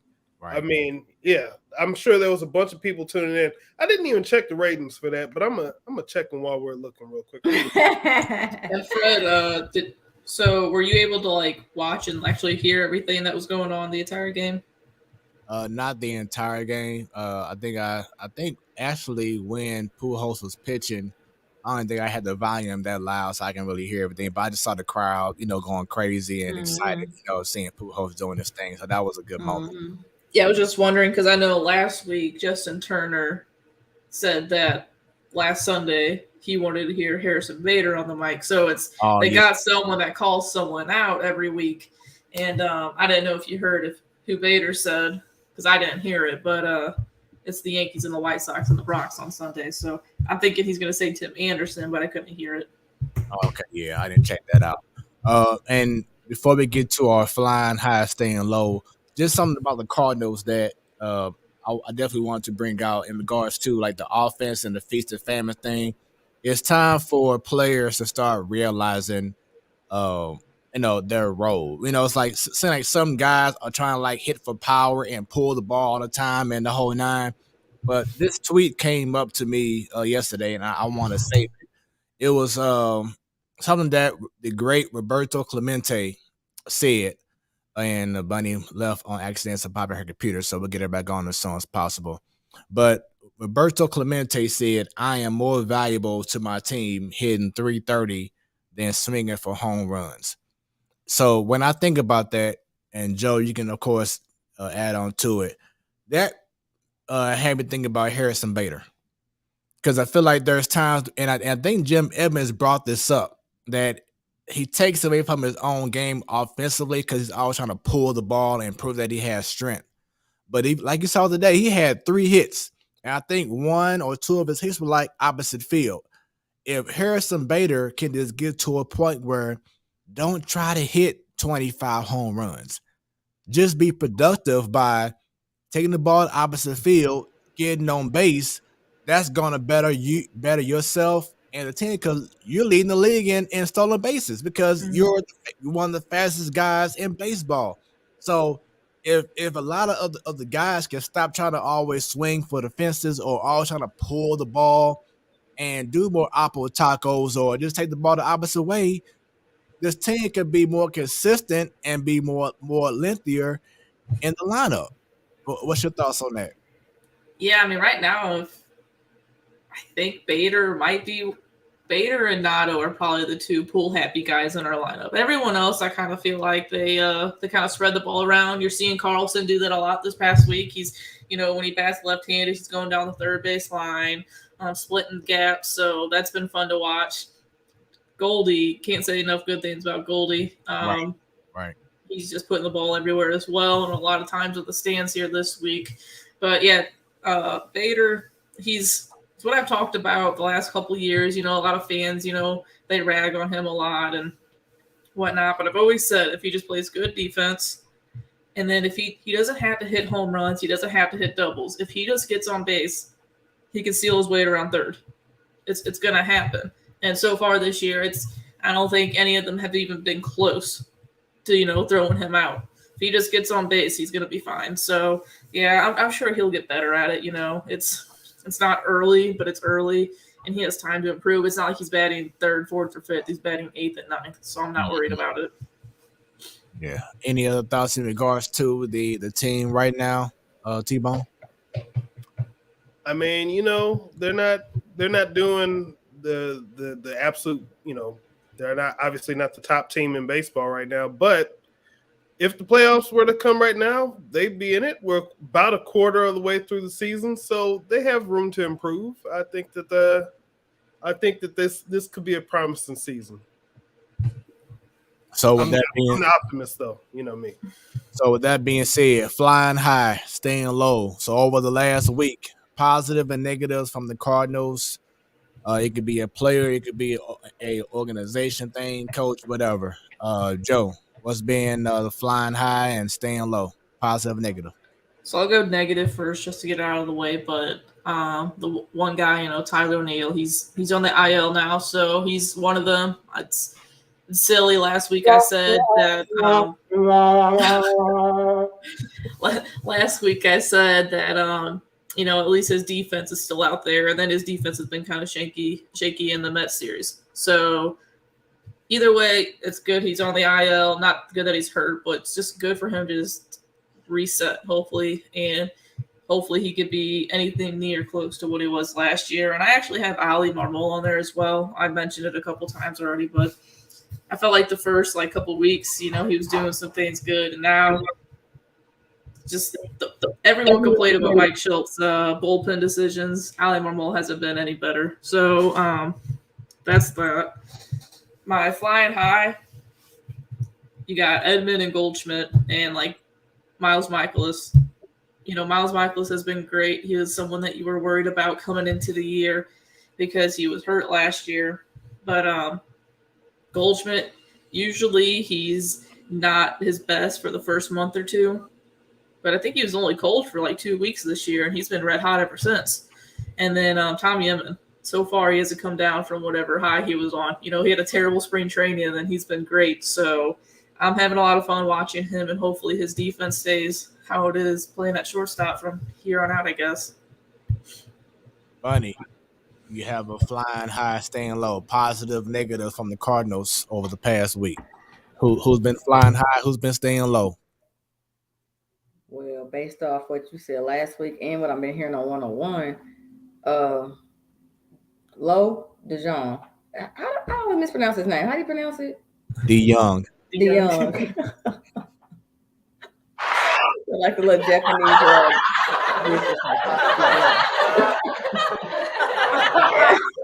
whatever. DeYoung, he's flying low. Oh well. He has to get it together. Sitting down, I think it's gonna help. But time will tell. Like I always say for the last few years, Cardinals prove themselves at the All-Star break. If you want to see how the team really will be and what they are, after the All-Star break, it's the Cardinals team that you have. So DeJoung's flying low, flying high. I mean, we're barely at 500. So at this point, not too much is flying high right now to me, but we shall see. Not much flying high. Okay. T-Bone. Bunny, I'm going to give you a quick way you can remember his name. He is DeYoung and the Restless. That's what he is right now. Okay, thank you. DeYoung and the Restless. Flying high. I mean, Goldsmith is he's been pretty consistent from what I've seen. Again, I haven't seen all the games. I actually forgot that the game was on, even though I got the notification earlier today, so I didn't get to see today. Oh, that happens to you too? I don't feel so bad. Thank you. Well, I was in the middle of working and I saw the thing come up. I was like, I got to get some stuff done before I even put this on in the background, and then just completely forgot. So I did, and I've turned the notifications off on my phone because, like, a lot of times when I'm watching the game, because I'm streaming it, it may be like a half second behind. So, like, if you get to the end of an inning or end of the game, like, I'll be looking at it like, what's about to happen? Ding! Oh no! Wait a minute!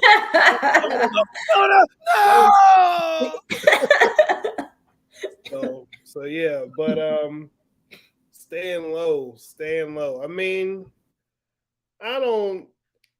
Right now, off the top of my head, I can't think of anybody to single out. So, that's because Matt Carpenter isn't on the roster anymore. Otherwise, he would be the person to single out. You know what, Bunny? This guy's been gone. I know. All winter. One more season, I'll get past it. All winter, all spring. It's May 19th. One more season. And you still gotta bring this name up. I was trying to help T-Bone out though. Can you just let this man? Can you just let this man live his life? He's got a beautiful wife, beautiful kids, living his life, and you're over here still ragging on him. Excuse me. I rag on him a little bit. That guy that's above me in that square, he's the one that really drug him and Jose Locke. Like I was only a little, against him. That one, every show was on him. We could be talking about how blue the sky is. I mean, but it was so crazy. It was so crazy because when my wife and I went to a game last season and he played, it was like every at bat he was getting booed. People was like, it was like, oh God, here we go. But he's gone now. Well, let me ask this though: if he was on the team, do you think that they'd be celebrating him along with Pujols and Wainwright and Molina? Of course, he had a great Cardinals career, so they would. Yeah, if he was saying it was not on that same playing field though. No, not on the same playing field, but he still spent almost. I'm 10 saying years I think a lot of these graphics would have the 4 of them in it instead of just 3. I don't know. They'll have Pujols, Wainwright, and Molina up front, but then have I'm saying, wait a minute. I mean, he had some good moments. I mean, he had some good years too. I mean, he did. But let's move on to Fred's highs and lows. You better not say Matthew Carpenter, because I'll drive out there to the Saunders Experience and whoop that. Oh, Jobo! Oh yeah, that sounds good.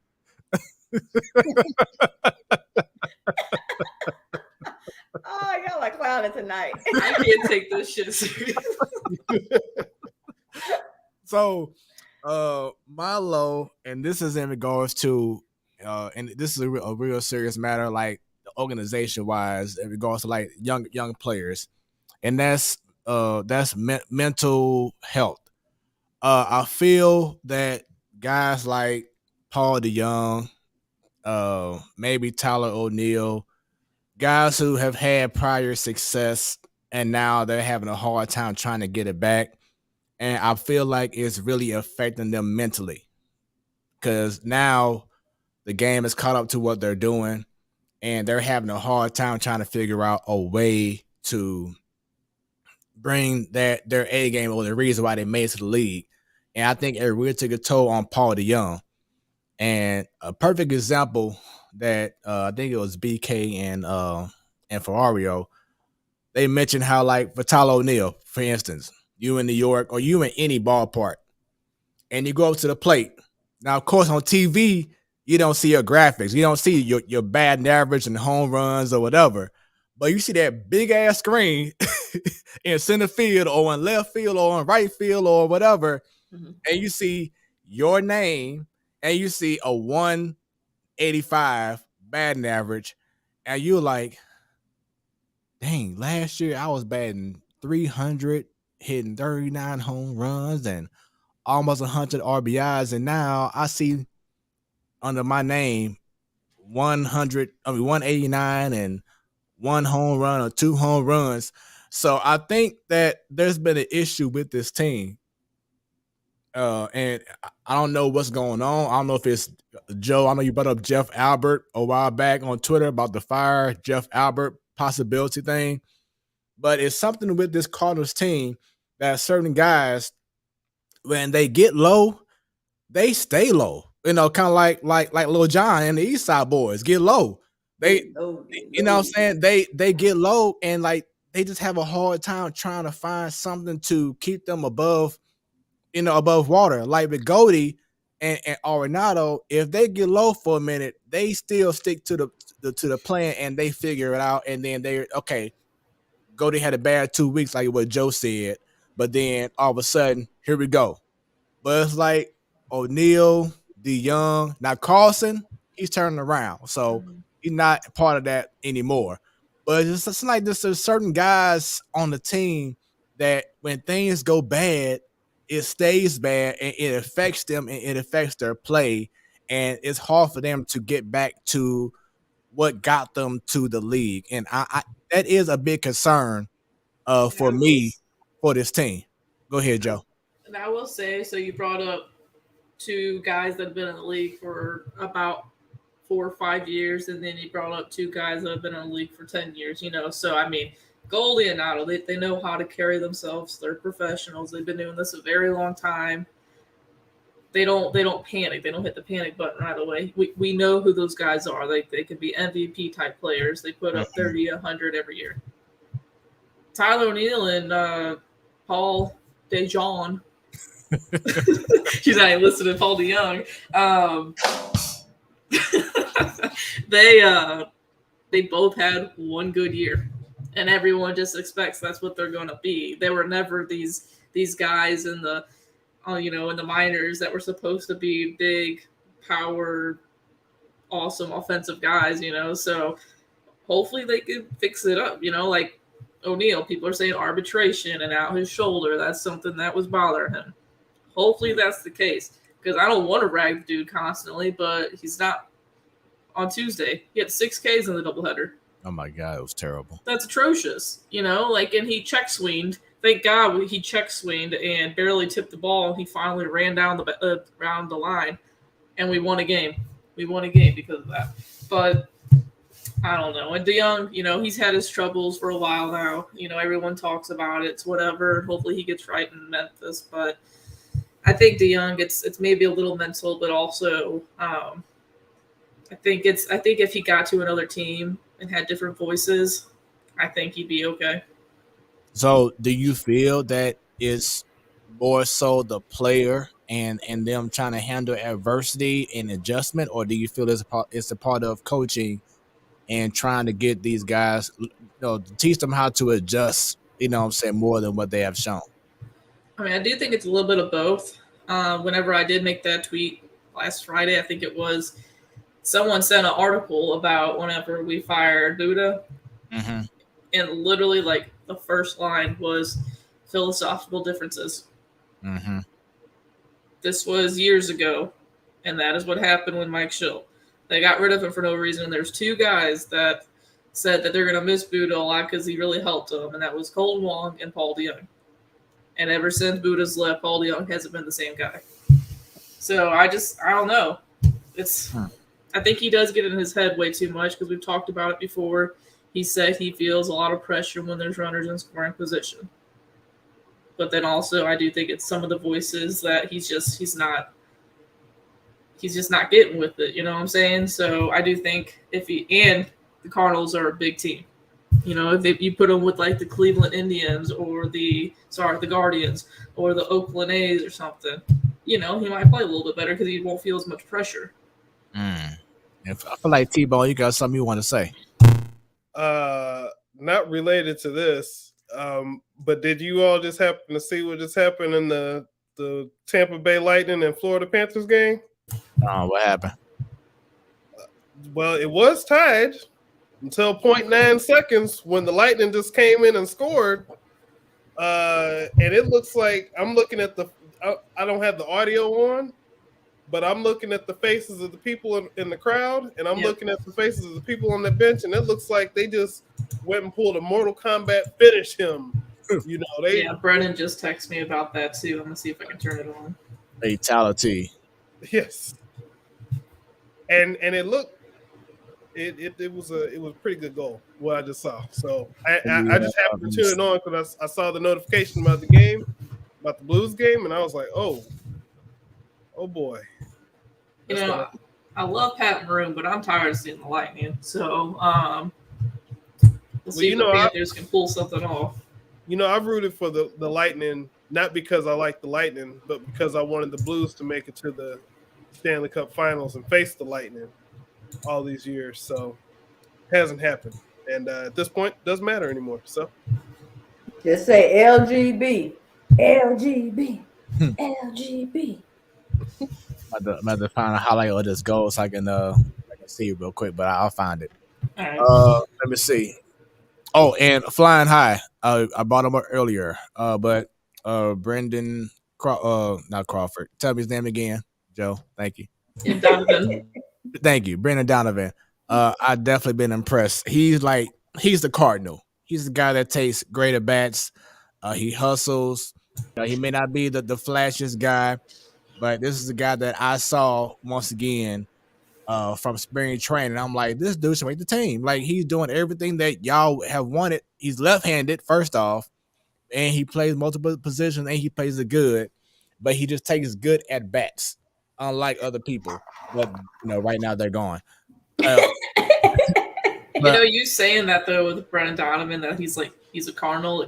With all the kids kind of coming up this year, it's giving me the Memphis Mafia. Yes, it is. Feeling. Yeah, Juan Yepes. What kind of Mafia feeling? Memphis Mafia in 2011 when he had John Jay and Danny D come up. All those they guys. know that before they came up. I didn't know that. Yep. Yeah, because we brought up all those kids in 2011 and they put some good bats together. So Memphis Mafia. Oh, that's So good. hopefully it continues with with Gorman and Liberatore. So we shall see. And the common denominator. Now I think about it. We brought up how we had Aaron Miles and Belliard and whoever else second base, but you also had guys like Pujols and Roland and Edmonds during that time. So you had guys who were producers. So it made up for not having that supreme guy at second and short during those years. So the offense definitely had to hold things down. But also reminds me of how everyone always says, the Cardinals double magic. We bring up some guy named Brendan Donovan, and he's playing good baseball. And we had to say congrats to him and his fiance. Got married. Yeah. Oh, I'm sorry. Engaged. There you go. So yeah. So that's our baseball talk. Hope y'all are enjoying. Not on a Wednesday tonight. Your Thursday night Sports Delight, the platform. NFL does it too. Exactly. When they have Sunday night football on a Wednesday night if something happens. Right. And and we're just as big as the NFL. So hey, I like to hear. Yeah, let them know. What about yeah? So let's go ahead and shift right now into the NBA talk. Bunny, why don't you go ahead and break down the NBA bracket, starting with the West Side and going to the East? Going up the West Side. So who's left is the good old Suns against the Mavs. Not the Suns, Lord. That's what I want it to be. But sorry, it is it's the Mavs against the Warriors. That's coming out of the Western Conference Finals. So right now the Warriors are up 1-0, and Luka, as dominant as he was against the Suns, and even in the first round against the Jazz, the Warriors kind of gave him a run for his money this past first game they had. So we shall see. This is definitely going to be a good series. I can see them duking it out to 6 or 7 games, more like 7. But Luka can't do it by himself. Even if he has an off game, he needs a better supporting cast, and that was their downfall in game 1. It was shoot. Sorry, y'all. I heard that. The baby just spitting up all milk. Thanks. Yeah. Anyway. Oh wow! And just still spitting on the screen. Dang it! Of course, Joe knew that sound. Yep, I heard that. I'm like, oh gosh. Look, that's why she been so quiet. So we shall see regarding this Mavs and Warriors matchup. It's definitely gonna be good, but again, Luka needs help. He cannot do it. We can't see 6 or 7 games if Luka doesn't get help. So they've shown it in a previous series, like I said, against the Suns and against the Jazz. So hopefully they're not tired, but they need to show up to get this series to 6 or 7 games.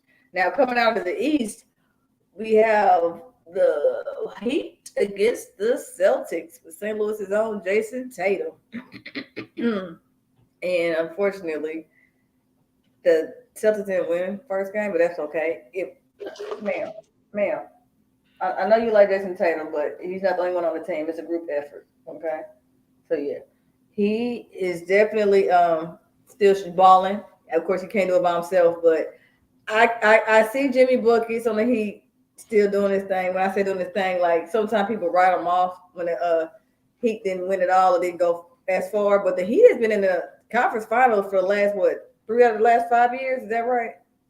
Something like that? Yeah, you're right. So I don't know why people forget about Jimmy Buckets and the Heat squad, and especially again after LeBron left the Heat, people kind of wrote them off. But Pat Riley knows what he's doing clearly, and Spoelstra is a good coach. So Jimmy Buckets' defense on the Heat, them boys is ready for the finals. They like, but not so fast. Again, I'm not discrediting the Heat. I mean the Suns because Lord, Celtics. I keep saying the Suns, Celtics, because the defense that Smart brings, the offense that Jaylen Brown brings with Tatum.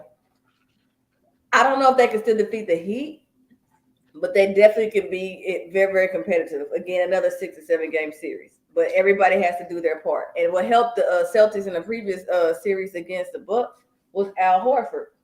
He was a factor people weren't even thinking he would. And he had one game where he dominated and was a scoring guru. So that has to happen again, but consistently. You can't have like one game, Al Horford's dominant, and then the next game, and maybe Jaylen or maybe Tatum. All three have to play their parts for them to defeat the Heat. And that's not easy. I don't see it happening yet, but maybe. We shall see. So and as you're talking, Boston is winning in the second quarter 64-39 against the Heat. Please don't tell me it's gonna be like Game 7, how when the Suns got their assets beat by the man. Like, don't let it be like a 30-point win. Like that is no. We need the Heat to show up. That one was at home too, wasn't it? Yeah, I mean they got their assets. That looked like an AAU high school team could have beat the Suns. The way they were playing, like they were not scoring anything. So I do have the clip T-Bone brought up earlier about the Tampa Bay Lightning. I do have the clip. Exactly. Let's go ahead and see. Let's go ahead and check out this clip real quick. I'll go ahead and get it on, and let's go ahead and play it. As you see here, the puck on the bottom right. This is like under 14 seconds left in the game, and boom, Tampa Bay scores. Yeah, like right at like 3 seconds when he scores. And exactly. I'm assuming that's oh my gosh, why can't I think of his name in that? Oh man, that's crazy. Bobrovsky. He can't do anything about that. You know, it happened so fast. Yep. So that was a quick NHL update for all those wondering. You'd have to see all the fans' faces like after that. They're probably like, man, just. We need a sound effect for that one, Smooth. Crickets. Right. Or just a no. What is I want? It sounds like it would be a guy dying on a video game or something. Right. Like don't do it. No. I want to see my kids. No.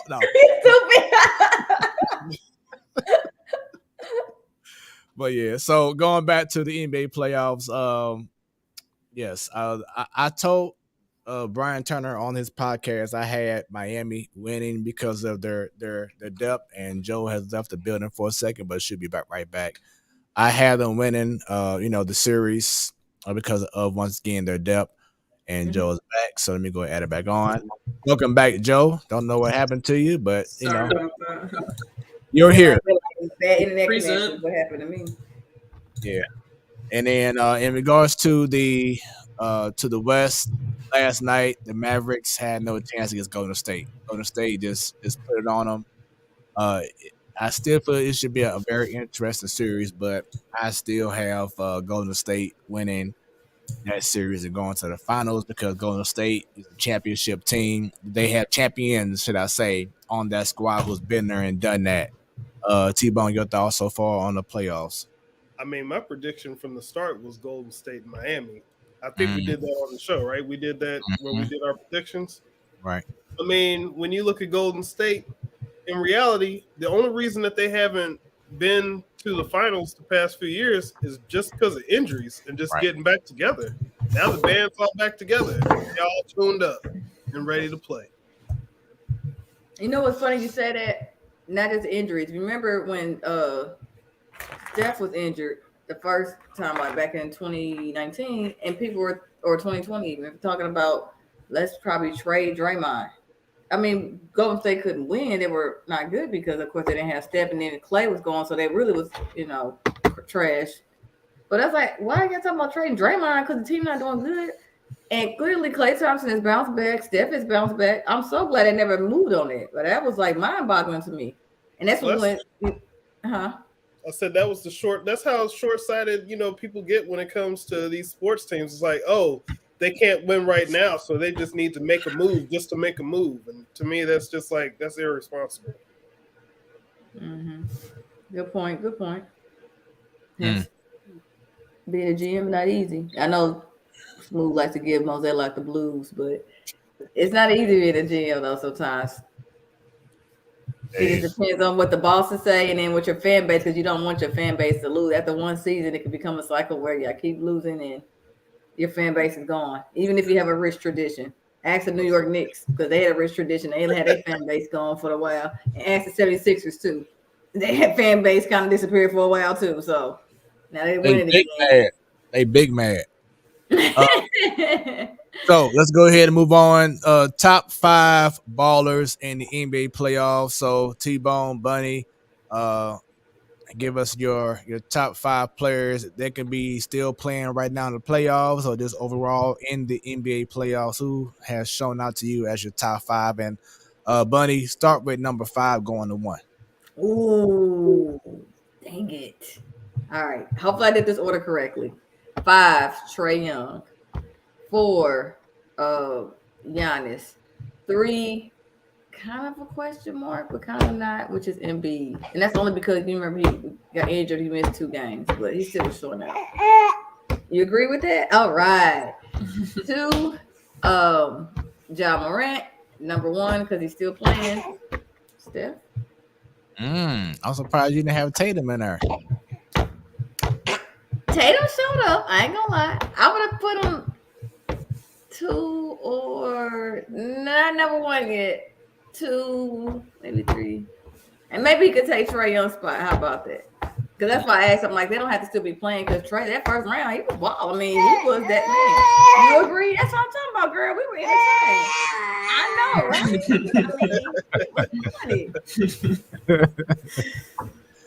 Go ahead and speak your mind. You know who's gonna be like how me is gonna be watching baseball all the time with Jobo? This one's gonna be watching hoops with me. She ready, okay? T-Bone. See, I don't want to lie and make it sound like I'm just making stuff up for the assignment, but my sample size has been very limited. So I can give you 2. I can give you Steph and I can give you Clay. Because that was about the only game that I've seen the other day, or parts of. So I don't want to lie. Make it seem like I've been watching these games that I haven't. So my plan was to start watching it once we got around this time. We getting towards the end. Basketball hasn't been a sport I've been able to watch, over the past few years. Because it's not like we have a team here in Orlando. So, What you mean? You don't have got that number 1 draft pick. Nothing to see here. I might as well be living in St. Louis if we're talking about having basketball teams. To get that number 1 draft pick. That is true. We did. The Magic did get the number 1 draft pick. Straight shot at the Louvre, but it's all good though. We gonna be all right. Yeah, speak your mind. Oh my goodness. She is showing out tonight. What is She's going excited on? for basketball and she want to see who the Orlando Magic draft. There we go. Tell them what's happening, Sanaa. Tell them what's happening. And All right, speaking of, so go ahead. do you all Smooth or T-Bone? Do y'all know who they should pick for the number 1 draft pick? I can tell you, if I'm not watching NBA basketball, NCAA basketball is farther down on the list than anything. Man, I'm stuck between I don't think that they'll get Chet Holmgren, but I really like Pablo Ranchero. He played with Duke. I like his game. I think he's gonna really be something else down the road. And then you got the young man from Auburn. I can't think of his name right now. Let's see, Auburn. What's his name? It'll come to me in a second. What's his name? Jabari Smith. Yeah, he's a very talented dude as well. So he could possibly be the first pick. So between him and Chet Holmgren, I think would be between him and Pablo Ranchero, I think between those two you can't go wrong. But Orlando is in a very, very good, very great shape to build with who they already have on their team because they're very close to getting to being a playoff team. I think they went to the playoffs a couple of years ago, didn't they, T-Bone? So like they're right there. They're just gonna sacrifice. Yeah, it just make some more moves. I think they'll be in good hands down the road. So when kind of like how the Timberwolves kind of made their ascent over the last couple of years, the Magic can pretty much do the same thing. So we should definitely see about that. With that being said, we brought up earlier the Suns and how they collapsed against the Mavericks. Do y'all feel? Now I'll start with you, Bunny, that the championship window has closed for Chris Paul?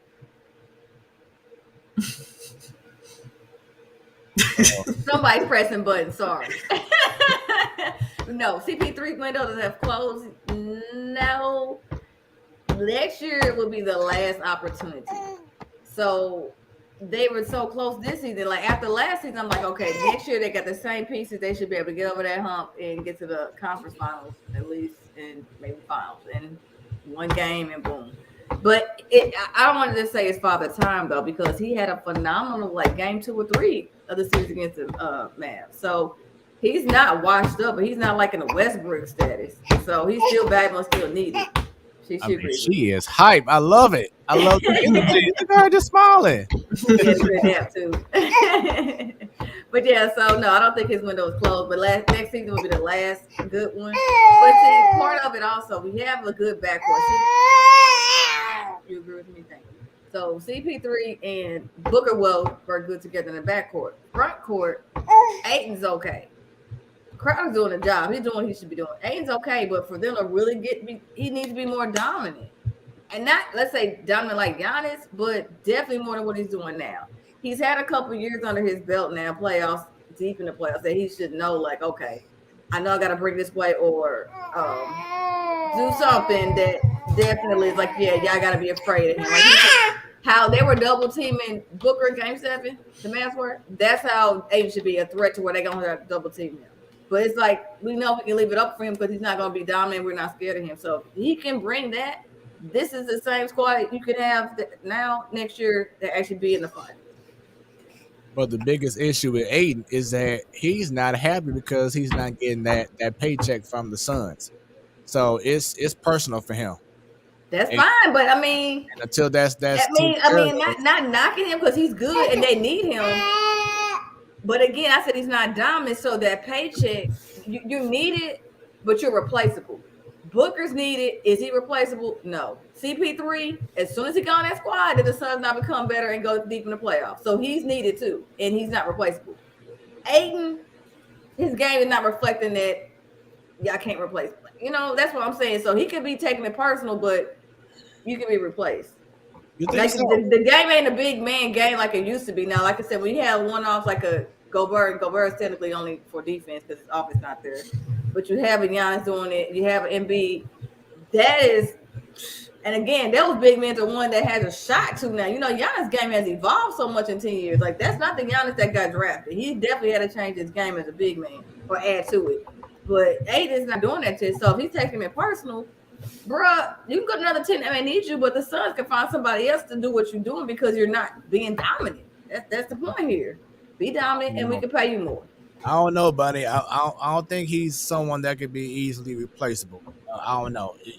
I could probably count on one hand in regards to guys in his position who can do what he do, and two of them are like MVP candidates in Embiid and Jokic. So I don't know if he's someone that could be replaceable like that. So is he on the top 5 list of the centers in the league right now? Or Oh top yeah, 10? oh yeah. Top I 5. said top 5 or top 10. There's a difference. Top 5. I'll probably You say put him in the top 5? Okay. I'll probably say yes, center wise, yeah, definitely. I'll say top 5. So I don't know about him being irreplaceable, but you know, we shall see. But bottom line, he need to get paid though. So I mean, yeah, but the bottom line, because you brought about CP3 window closed. No, if they got the squad they have this year, next year, yes, but I just need more from Aiden. I promise they can get over that hump. Like if the Suns were playing the Warriors right now, and think about who they have in the post, who do you think will win out just from the front court between the Warriors and the Suns? oh, the Warriors got that. Okay, then. So what do we do to match up with them? How do we get better to beat them? That's basically what they need to be doing in this offseason. What can we do to beat the Warriors? Our front court's okay, and it doesn't have to be matched up with Clay and Steph, but good enough, which they'd have that. It's that front court. And it actually is not just the Warriors because you know Clay and Steph ain't getting any younger. But then you got They're the not, but they're still. Okay, you agree? Okay. But then you got them boys from Memphis coming too. They You know? still the Memphis boys can get second round. They're not ready for the finals yet. They need another year, and boom. Even if Ja didn't get injured, they wouldn't have won that series to me. I'm just saying that with them having that experience, they're the Suns got experience, the Celtics got experience, and they still don't get to the conference finals. It's everybody knows this road is not easy. I don't care if you play the same team over and over. That's what I was talking about with playoff hockey. It's different from regular season hockey. Same with basketball. It's playoffs for a reason because it's not a team here, a team there. They're playing the same team every other night. Adjustments are made. Are you adjusting with it? That's why shout out to Jason Kidd for Game 7. He adjusted so well when he decided to let's keep double teaming Booker. Booker got shut down. Warriors couldn't even get 40 points in half. Like, dude, it worked. He adjusted it so much that they didn't see it coming. I'm not saying Monty is a great coach too, but it got him. And again, adjustment. So if we're talking about Ja Morant and Memphis with the experience, other teams got experience too and still can't get over that hump past the second round. Or So question: if Ja Morant wasn't hurt, do you think Golden State would have won that series? Yes, I told you that. I said even with him not being hurt, they still would have won that series. Again, this season, the Warriors. I said this when the season started. I said I don't know why people were down the Warriors. I guess because they didn't know how Clay was going to do good for a whole season. But I had them going forward. Now I didn't pick them to win or at least go to the championship like T-Bone, but I did too. People underestimate the Warriors. I did too. I had Golden State going all the way. Okay, I haven't gone far, but not all the way. But I'm just saying people were sleeping on them. Like even if the Lakers would have showed up in the playoffs, I still had the Warriors to beat them. I mean, they are still that dang good. That's why I was like, why are people thinking to trade Draymond when they had the off year when the backcourt was injured? I'm like, what are y'all talking about? They're gonna bounce back and they're good. And look what they did. I know, tell them, girl, tell them. No, so just my last thing is that what I was saying about Memphis is that they got that taste. They played a team like Golden State. So that's the kind of team, because especially with them being so young, that now that they experience a little taste, it's going to make them even hungrier and ready for the next season. It's kind of like how, excuse me, it's kind of like how when the Bulls finally defeated the Pistons. You know, right. And you know, they finally we slayed that dragon. Now we the champ. That's it. That's all we needed to do. They had to have the team to finally get over the hump. So Golden State may be that team for Memphis, maybe. But if they do it next year, I'm surprised. They can do it. I wasn't thinking next year, but maybe. Prove me wrong, y'all, because that boy or that man is exciting to watch. But did you say that Steph and Clay aren't getting any younger? Which, I mean, obviously they're not getting any younger. Nobody is, but they're 32 and 34. They're not. But they've had a couple of good injuries already, and so they're rebounding. Well, but wear and tear on your body. Because look at LeBron, wear and tear on your body. But here's the difference between Steph and LeBron.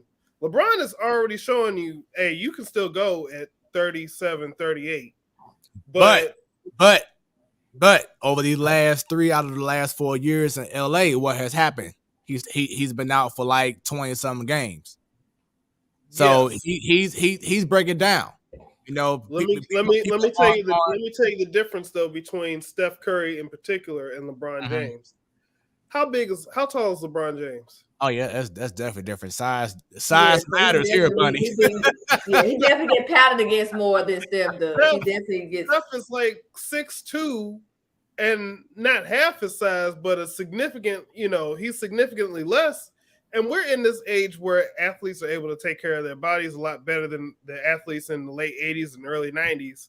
So I think that, Steph could probably be on a higher level till he's probably about 40, especially if he's in the comfort of the team that he has and they don't make any significant changes to the core of that team. Steph could play till he's about 40, 42 if he wanted to, probably around the same level he's playing now. Thing. I don't see it happening. And that's what makes LeBron so special because of his longevity. There's not a lot of guys that can still be at an elite level like LeBron. I don't see a lot of guys taking the same route as LeBron because you just have certain guys that's just different, that's just special. I don't see someone like Steph Curry, that will stay along for 20 plus years like LeBron James is doing. I disagree, and the only reason I disagree is because what you're seeing with LeBron is almost the first part of that change, that transition of athletes doing different things. Remember, Kobe started doing some different things to his body, and then he lasted a lot longer than other people. Then you have guys like LeBron coming in later, taking that seriously and understanding like, hey, I can do things differently. Nutrition is a lot different. Taking care of his body. Steph and Clay and guys of that era, they're looking at what those other guys did and say, if I want to have a long career, what do I have to do it? I think when you're talking about like Steph, like how long has Chris Paul been playing? Like almost the same amount of time. And I mean, I don't think that he's necessarily declining right now necessarily. I disagree with that. Because I'm not saying last 4 or 5 years, 10 years ago. I'm not saying he's 10 years ago, but he knows how to play the game, and he knows how to play the game and do what he needs to do. So, all right. So I'm gonna say this: point guards and shooting guards have to work harder than a guy like LeBron James in his position because Steph Curry has to run around, try to fight through picks, try to do this to get open. He has to spend more energy than LeBron James because of his position, him trying to get open. He has to spend more energy just to try to get a shot up. Even when he got the ball, he got to do these crossover moves. He got to do this. He got to go in and out, whatever. No. He has to use more energy to get open and score more than a guy like LeBron who can just kind of overpower you and go to the hole. But two things about that, though. One, maybe three things. One, Steph is built to do that. He's not built in the same way that LeBron James is. His body's built to be able to move, and he has the endurance and everything that helps him with that. Two, LeBron, when he's on teams, who is the focus? Like, why does LeBron wind up having to work so much harder than a guy like? Who do you think? You think that Steph has to work harder on the court than LeBron, especially with the teams that LeBron's had over the past few years, where it seems like if they're going to do anything, it's through LeBron, being LeBron? Over the past few years, let's say the last year in Cleveland, where everybody complained, "Oh, it's all LeBron. He's doing all this." So during that time frame, yeah, LeBron did more because he was younger. But like I said, the LA Bron is different. You know what I'm saying? And it's shown. But I want to see. I pulled up some stats when we were talking about Harden. I'd be interested to see like how many points LeBron had total. And not just points, because points is one aspect of it. But how many points does LeBron have to put up for his team to be where they're at compared to how many points Steph does? Because when I was looking at the Warriors, like the thing that's about the Warriors is they at different points have 2 or 3 guys that are scoring, over 20 points a game on average. Other teams struggle with that. And the fact that they have so many different areas, like Clay just what was the other day? Scored like 30 points the other day. Like, if you have a guy like that on your team who's consistently that you can work with, I don't think Steph has to work as hard as a guy like LeBron, especially when we're talking about what their bodies actually have to do. I mean, it's definitely a great conversation in regards to different skill types, and especially what's going on now. Because as you were saying, with Steph Curry, he has a team that he doesn't have to do as much in regards to having to be that guy, because you have a Clay or you have a not Draymond, not like he's a scorer. When Jordan Poole come off the bench, keep the scoring consistent for him. That's a big help too. Yeah. But I should still feel like in regards to Steph and his size, he has to use so much more energy to try to get free. And I'm just not sure that he can keep that up being 40-some years old. But then, like I said, LeBron is just one of those once-in-a-lifetime type of guys in which he can just be around for, till he's 50 years old and still be out balling. He said he waiting for Bronny. He waiting for Bronny to get into the league, so then he can call it a day. Hey, you got like that, you got like that. But let's get to our last topic, fun topic of the night. This is like something I did last minute. You know how a baseball player like Nomar Garcia Parra or Skip Schumacher, they be in the batter's box doing little routines. Some that they just have to do to get ready. You have certain guys who want to wear like the same jock strap or underwear or socks, whatever it is for a game. So I want to go ahead and have the crew to give us, give to the people who's watching right now their superstition. Let's say you're about to watch your favorite team play. It could be game 7 and you want them to win. What's something that you would do, you would wear, you would drink, whatever it is, your pre-game ritual, in-game ritual, whatever it is, what is that you would do for your game day routine? Bunny, what about yourself? What's something that you would do? Listen to a certain type of songs. Like, it has to be a certain song, such as like a Lil Jon Who You With, or a soca song, like hot or something like that. It would definitely be music though. Okay. Gotta have the music going. All right. T-Bone, what about yourself?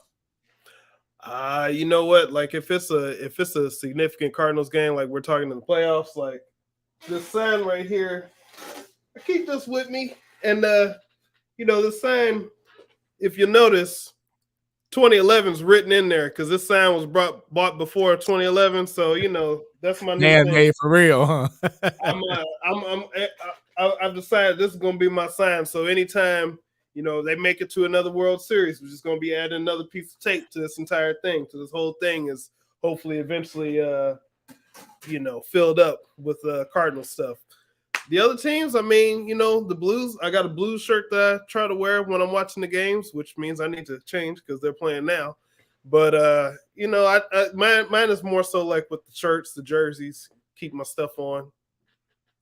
Got you. Joe, I know the Blues are about to come on, or they already on right now. So what about your routine? There's a couple different things. Like, I remember in 2014, I guess, against the Blackhawks when we had that triple overtime winner. But Brendan and one of his buddies at the time, they used this like camo duct tape after like the first overtime and duct taped a square in the carpet in our apartment. And I shit you not, they both stood in that square until that game was over. And then let's see. I mean, like in 2019, it was always listening to Gloria. And, now you can't find it anywhere. The original When the Blues Go Marching In video that they did, that was for the playoffs years ago. We would always listen to that because it gets us pumped up. But, shoot. And then also in 2019, when we were in that overtime against the Stars, I didn't even look at Brendan. I was like, I'm not moving. I'm not going to the bathroom. I just sat there like this. Don't look at me, nothing. And then whenever we won, all the pressure was off. But just little things like that. And then if something's not going good, we look at each other like, all right, let's switch spots on the couch and see if that will work. Just things like that, just little things. I love it. So mine, and I have to say, half of this came from my grandmother. May God rest her soul. So she would always like cross her fingers like this, watching the game. Whether it was because she used to love the Bulls, so she watched the Bulls. Jordan, that whole era. So she would watch them, or of course, calling the baseball. So she'll do this when there's like a tight situation that you try to get that game winning shot, or whatever it is.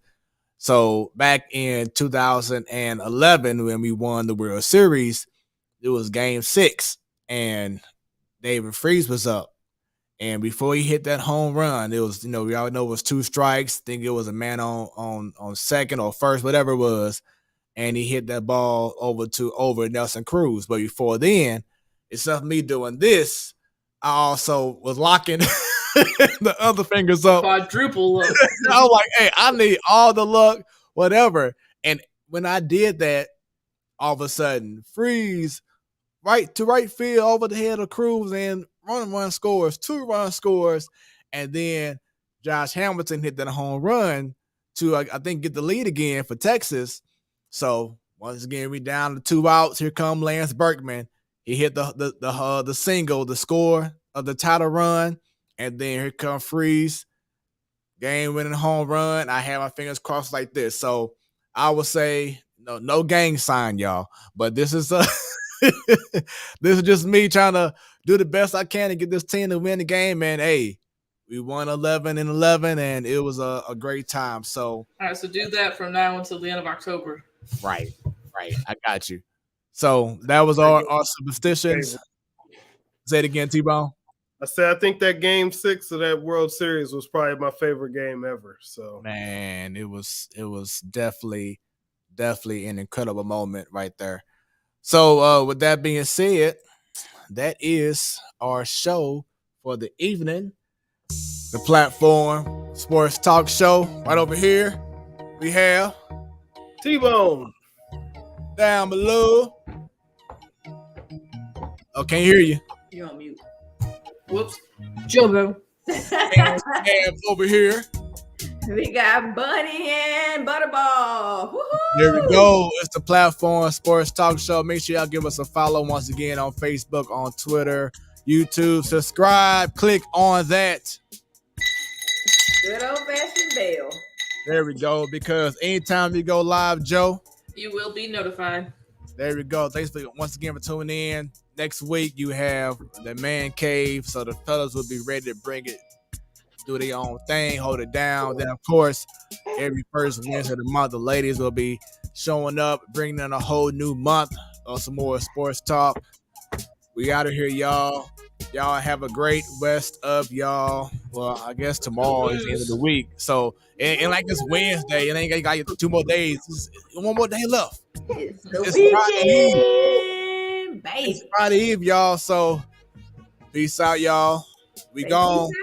We out. Right. We out. She had you. She got you.